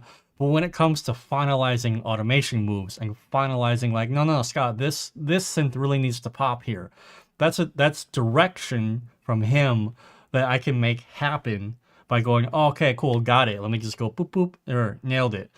So it's almost like I won't really be able to finish this until I send him a mix, and he would have to give me mix notes then and be like, no, that's too loud, that's not loud enough, so on and so forth. But we're in a really good spot now where I think what my hope would be that when Christian hears it, he's like, dude, this sounds amazing. That's always the best piece. That's always the best thing you can hear right off the bat, because like they're already hyped on how it sounds. You know what I mean? I have to admit, I've been playing bass keys for 35 years.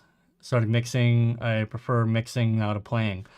Yeah, I really love the creation process of it. There have been times where I'm like, ah, man, I wish I would, get some drums and play in a band again. And then it's like, not really. Thanks a lot, Jacob. I appreciate it. Midwest as well. Opposite with me, my wife can't tell the difference no matter what. Usually have to A/B between mixed and unmixed 3 or 4 times. It's a nice reminder not to overmix, because you get hyper-focused on things that don't matter as much. See, that is a very important point to make. And this is where having really good communication skills, being able to tell a band, being able to respectfully tell a band, like, dude, you are, this minus 0.5 dB on the bass for the chorus is a little silly. You know what I mean? We are nitpicking of nitpicking at this point, and we have to finish this. It's almost like a painting. You just have to be like, well, I got to move on, man. I got to do something else. This is done. You know what I mean? And that is a big trap I think a lot of people get into, is that perfectionism is like, oh, the mix has to be perfect. 95% of people are going to listen to the song, and it's going to be one of 2 reactions. Sounds cool, or I don't like it. It's going to be one of these 2. Nobody is going to be like, you know what? On the fucking chorus, man. On the chorus. I was just listening on my phone, but on the chorus, you can really hear, like the bass is like 0.5 dB too loud. You should have turned... Nobody. Fucking nobody, okay? Stacy, I'm not ignoring you. Not ignoring you, Stacy. I'm really happy that you're here with everybody. Stacy is amazing. Actually, without Stacy, I wouldn't be able to spend even half amount of time that I do on this. Stacy takes care of so much stuff around here, and Stacy has been very, very positive and helping me be able to concentrate on this kind of stuff. So actually, without Stacy, probably even these streams wouldn't be able to happen. The presets nothing would be able to happen. Stacy has been kind of like the catalyst of me being able to finally up my game on everything regarding this stuff. The amount of crap content about mixing on YouTube is detrimental to many a young mixer. Every damn song is different. There are no magic tricks.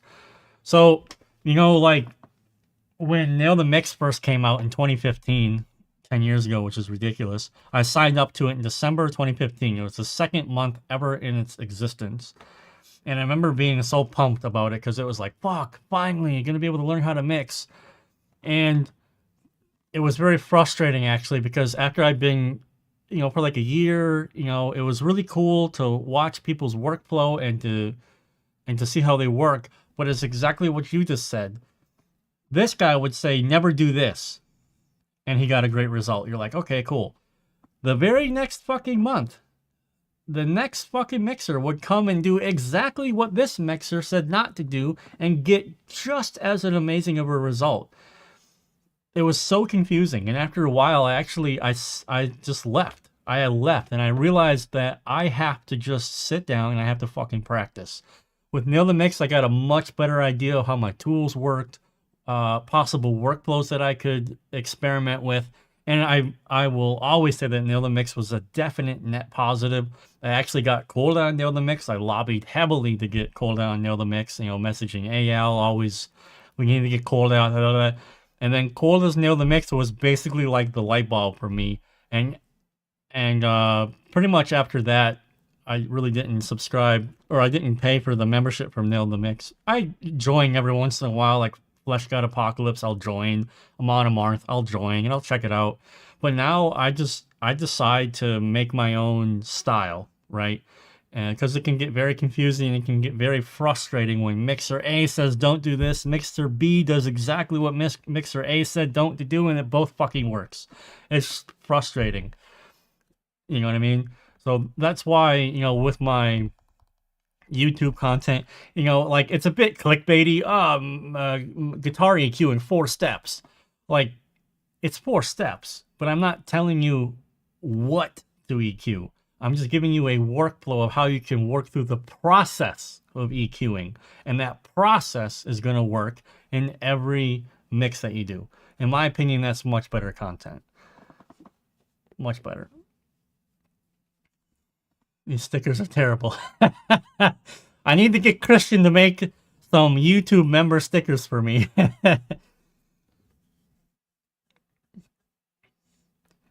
Yeah, Jacob, exactly. The other sidechain was shit. Didn't like it.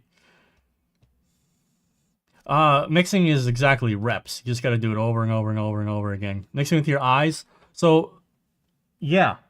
And a lot of people mix with their eyes in the beginning because they can't hear what they need to hear. And that's just something you have to work through. There's no shortcut for that. You just have to mix a lot. Auto-renewed. I think the other thing bedroom mixers bands spend too much time nitpicking their bedroom mix and not really seeing the music. So Peter, this is a very fantastic point. And it's not just for bands, it's just for anyone who's artistic or even like a programmer, I guess, who's trying to make a product. Your first mix is always garbage. It's always going to be trash. Just fucking hot steaming pile of shit. So just know that going into it. Your first couple months of mixing your results are going to be not what you want them to be. The level of entry is definitely a lot easier now. Like back in the 90s, if you wanted to mix in the studio, well, you had to be a runner. You just had to be there, fucking the coffee guy. And after a couple months where you show the guys that you're just not going to quit, maybe they'll help you like assistant engineer a session, which means bringing the cables and the microphone to the engineer so the engineer can mic everything. And that'll turn into, okay, you can mic everything. And that'll turn into, okay, you know what? How about you just run the board while we're recording, which just means you fucking watch the faders and you make sure nothing's going great. But you don't make any decisions. And maybe after 8 or 9 or 10 years of doing that, finally you'll be able to engineer your first session and mix it. So that's all front-loaded knowledge. You'd be sitting there watching and learning and, oh, fucking don't do that. Now it's like, I can buy Cubase for a couple $100 and fucking buy a course and I can mix tomorrow. Well, all that front-loaded pain of 10 years of learning and, paying your dues in that way, it's gone, right? So people just kind of accelerate to this point here where people took 10 years to get to before. But the ironic part is you still hit the plateau anyway. You still hit the mixing plateau. And a lot of people just quit there. So they'll spend the money, get Reaper, la, la, la, and they'll be like, cool, I made a mix. And then that's where the work starts. Now you have to really dive into that. And without a mentor and without people telling you where exactly you're fucking up and why you're fucking up or what to look for and why to look for it, you're just in a black hole by yourself, which was my story until I was able to talk to Cola and he helped me really pinpoint things that I was fucking up. And that's when things got better for me. So, it's a very interesting thing, you know what I mean? But put your music out, record it, mix it, put it out, then move on to the next one. then move on to the next one, then move on to the next one. And then in time, if you keep doing it, if you don't quit, you don't give up, I mean, I don't know. I don't want to say like it's a matter of time, but it's a matter of time, you know, where you'll just start getting better.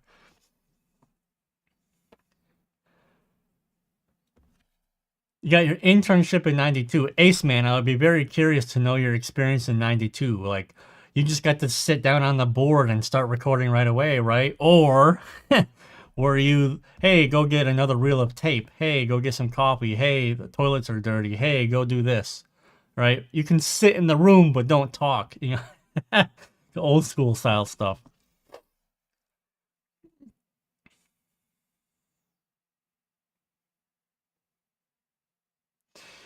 Yeah, Midwest has been with us for a long time, you know, and that really says a lot too about people who, this is such like an A and B situation. You know, mixing is like, listen, there's 20 synth tracks, and let's just imagine that these 20 synth tracks were produced by a guy who, I mean, the sounds are cool, but he's not understanding the relationship of how the sounds are working. Like, hey, you have a high synth track. You can't double it with another high synth track. You're not going to fucking hear it, and then you're not going to get any separation. So if we listen to Synth League 1, it's at a completely different register of frequencies. And then when the whole mix is playing,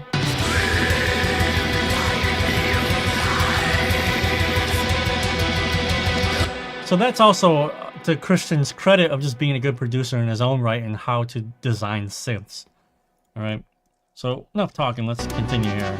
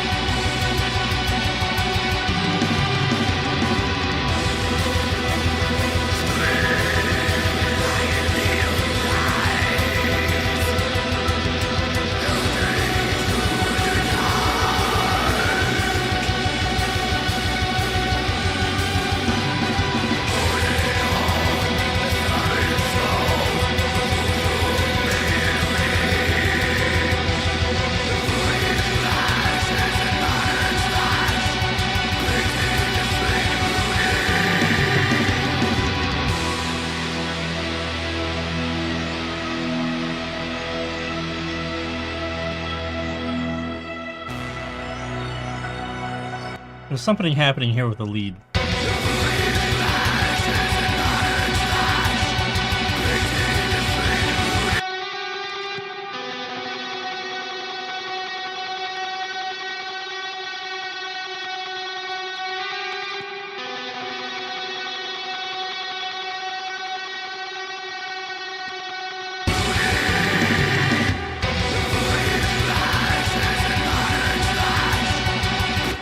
Again, one EQ move. Now all the synths are louder magically somehow.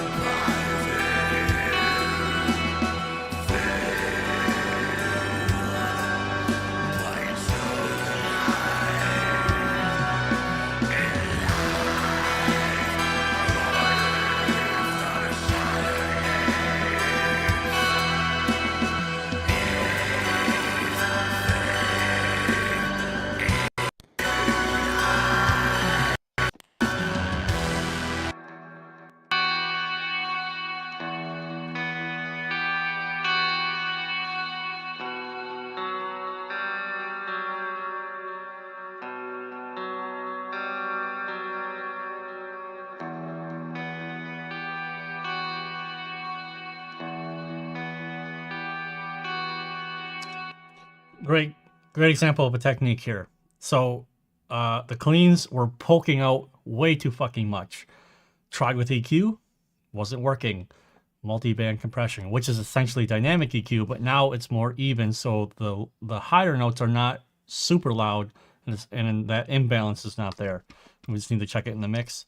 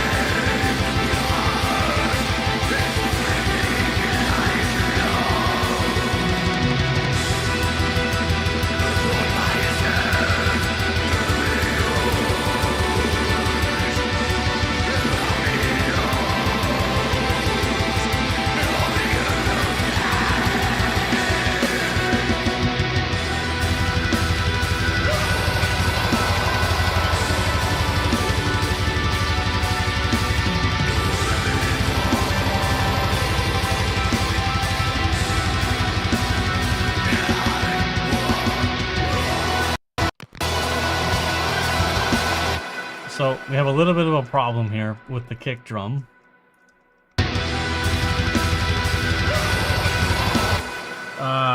Because I'm not multiple output routing this like I normally would.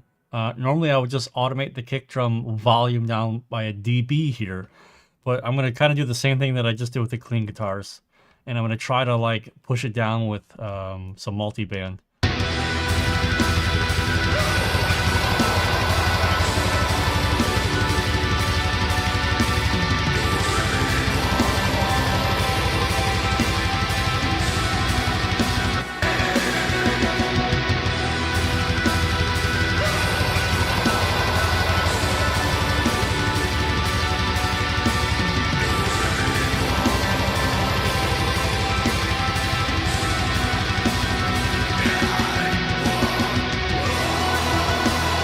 Okay, now I need to automate this to only work during the kick roll. So it's the same exact thing. We'll just do read-write automation and turn the automation off. So this is disabled, read-write automation. I'll press play. Cool, turn the write automation off. And then only during the kick rolls is that going to be engaged.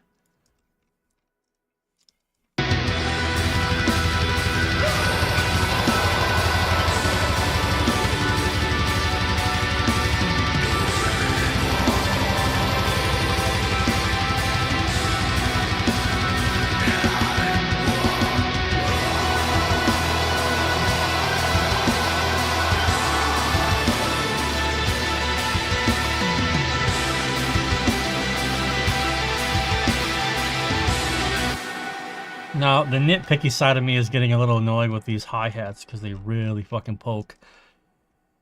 I'm debating if I should do this right now or not, because it's really boring shit to watch. Basically, I think just the hi-hat's too loud here.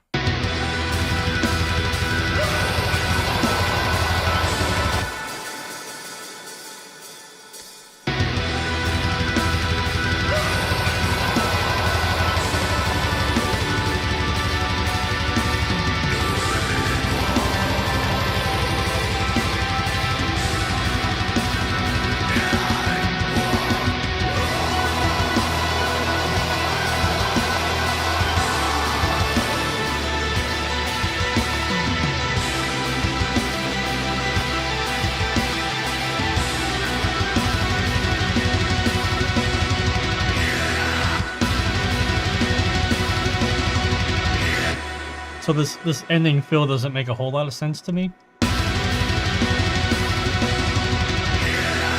This bit here with the double kick is fine. I'm just not. It doesn't really.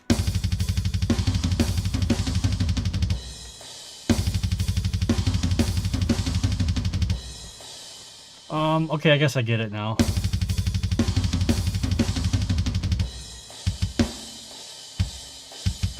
Okay, but we're gonna need to do the low end thing again.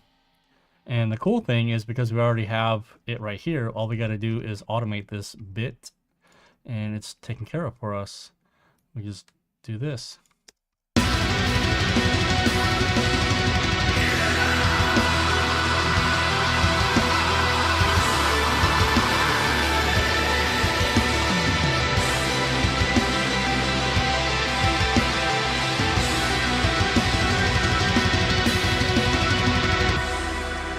We're missing a kick drum at the end.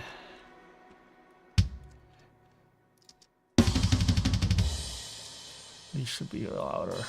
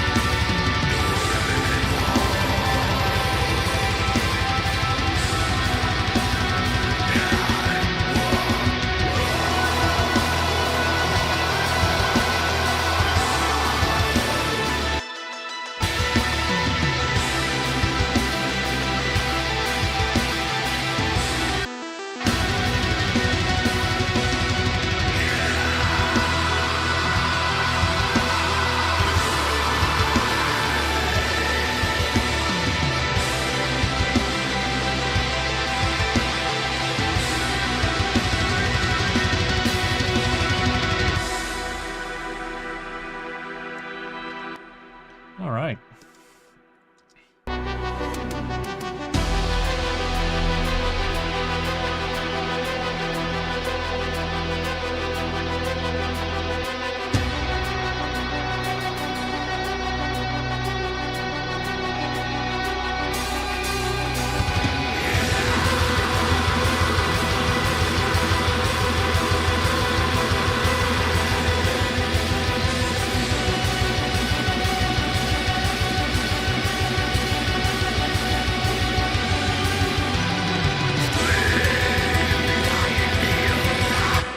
Ironically, I just think these hi-hat hits here are just too loud.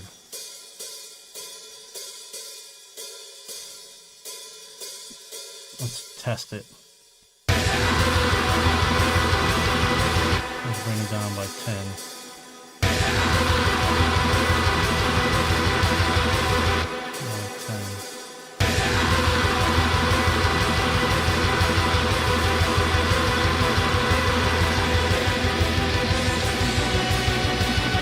Yeah, I greatly prefer that. This is the cool thing about drum programming as well, is instead of, oh, the hi-hats are too loud, turn them down. Really good multi-sampled libraries. Well, I mean, you can just bring the velocity down, and it's kind of the same thing.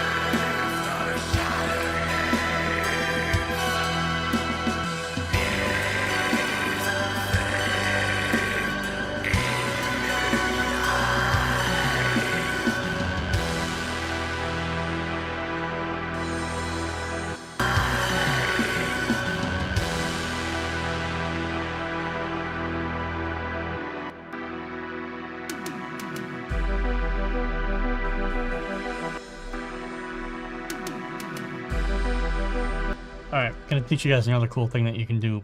Cymbal swells.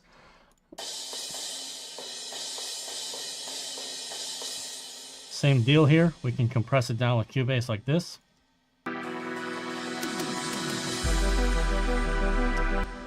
Not fast enough, so we'll do 16th triplets. And you start with the right hand first, so cymbal right, cymbal left.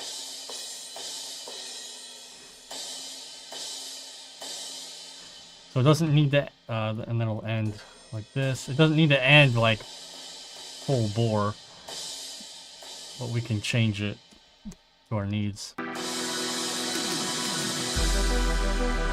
there should be a kick here. So let's do this.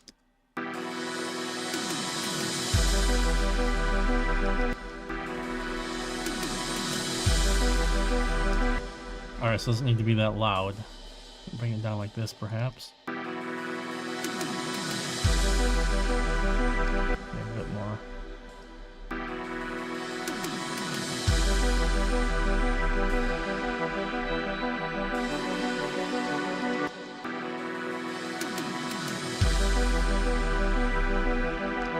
And the right hand will always be a little less, or left hand.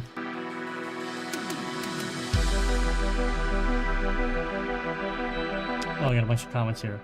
Training your ear from mixing, it's like training your ear from being a musician. Yeah, lots of time in practice, Metal Dad, exactly.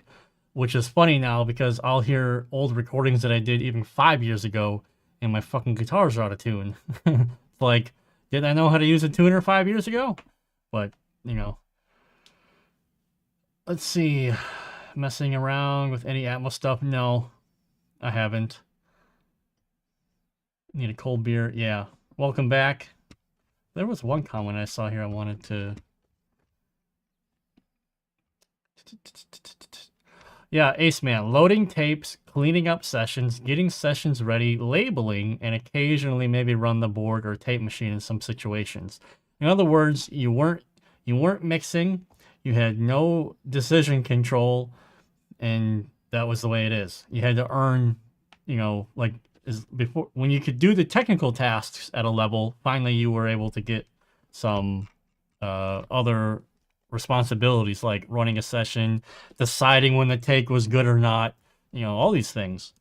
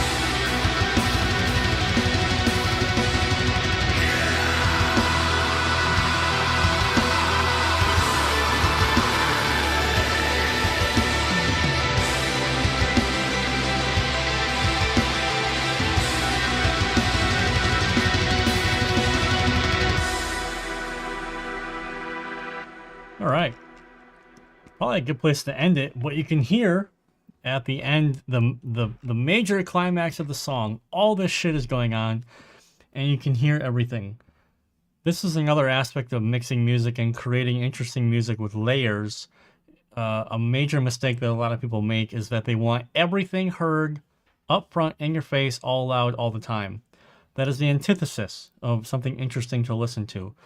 On the first pass, I guarantee most people are going to pay attention to the synths. On the second pass, the synths are going to be, and then they might be like, oh fuck, there's this lead guitar in here. Interesting, I didn't hear that before. On the third pass, they might be like, fuck, these rhythm guitars are doing some harmonies that I didn't hear the first time I heard it. Okay? That's what makes a song interesting to listen to multiple times over. Right? There are details in the back of the mix that come out on repeated listens. Okay? So if you want to build a song vertically, which means you have a lot of layers and shit like this, not everything can be in the first place in terms of loudness. It's impossible. You have to decide what those layers are and where those go. I talk about that in length, in depth, in a PDF that I wrote for my Mixing Metal workshop of how to listen to a reference track, and then what first place, second place, third place, fourth, what all that means in a song, in a mix, when you're trying to build a mix. All right? So that's what makes something like this interesting to listen to multiple times over, because you can discover new things that you didn't hear the first time. So why are you trying to make everything loud up front in your face all the time? It's exhausting for the listener. It's exhausting trying to mix. It's annoying trying to mix, to be honest with you. And it's just a major mistake that I've run into myself personally, and also trying to help other people bring their visions to life and trying to explain to them, like, listen, you can't do that. You know, the whole point is someone listens to the song again and again and again. So you put little nuggets in the back there, you know. I remember listening to Dusking Her Embrace, you know, Cradle of Filth. I've listened to that album thousands of times. And even hundreds of times later, listening to those songs, I'm like, I never heard that bell back there. That's interesting. That's cool. That's what makes it exciting and fun. So we're probably going to end it there. So if you guys have any questions, I'm happy to answer them. Otherwise, my beer is piss warm and I want to get a cold one.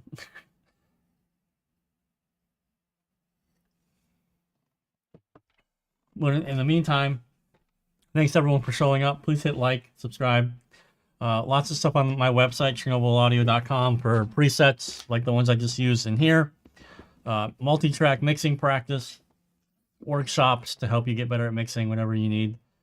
Going to keep building out that website to make it a really good resource for new and experienced producers and mixers as time goes on. No problem, Ace Man. Happy to do it.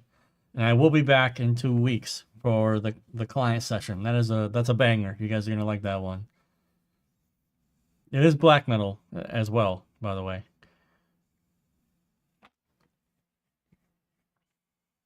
Happy to do it, G-Man, G-String, G-Man.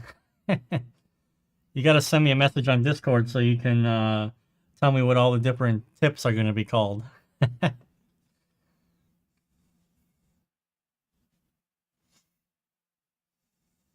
Man, I'm sweating my ass off. My shirt is soaked. It's just glistening up here. Jesus.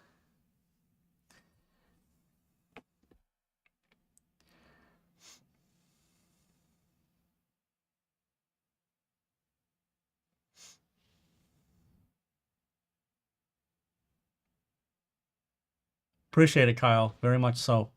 Thank you for everyone for showing up. Anyone who is here or is watching the stream later, if you're in my private Discord, I'm going to share the preset that I created in Superior Drummer. I'll do that right after the stream is over. And anyone who wants to join the private Discord, I'm still thinking about how to do that. Like I said, it's probably going to be via a YouTube membership, because I want to keep that a premium place, free of trolls, free of idiots and retards, and the only way to do that is to paywall it. I'm sorry if that makes you mad, but that place has been drama free for 5 years, and I want to keep it that way. I've had a free Discord before, and it turns into a shit show real fast, and I'm just not interested in dealing with that crap.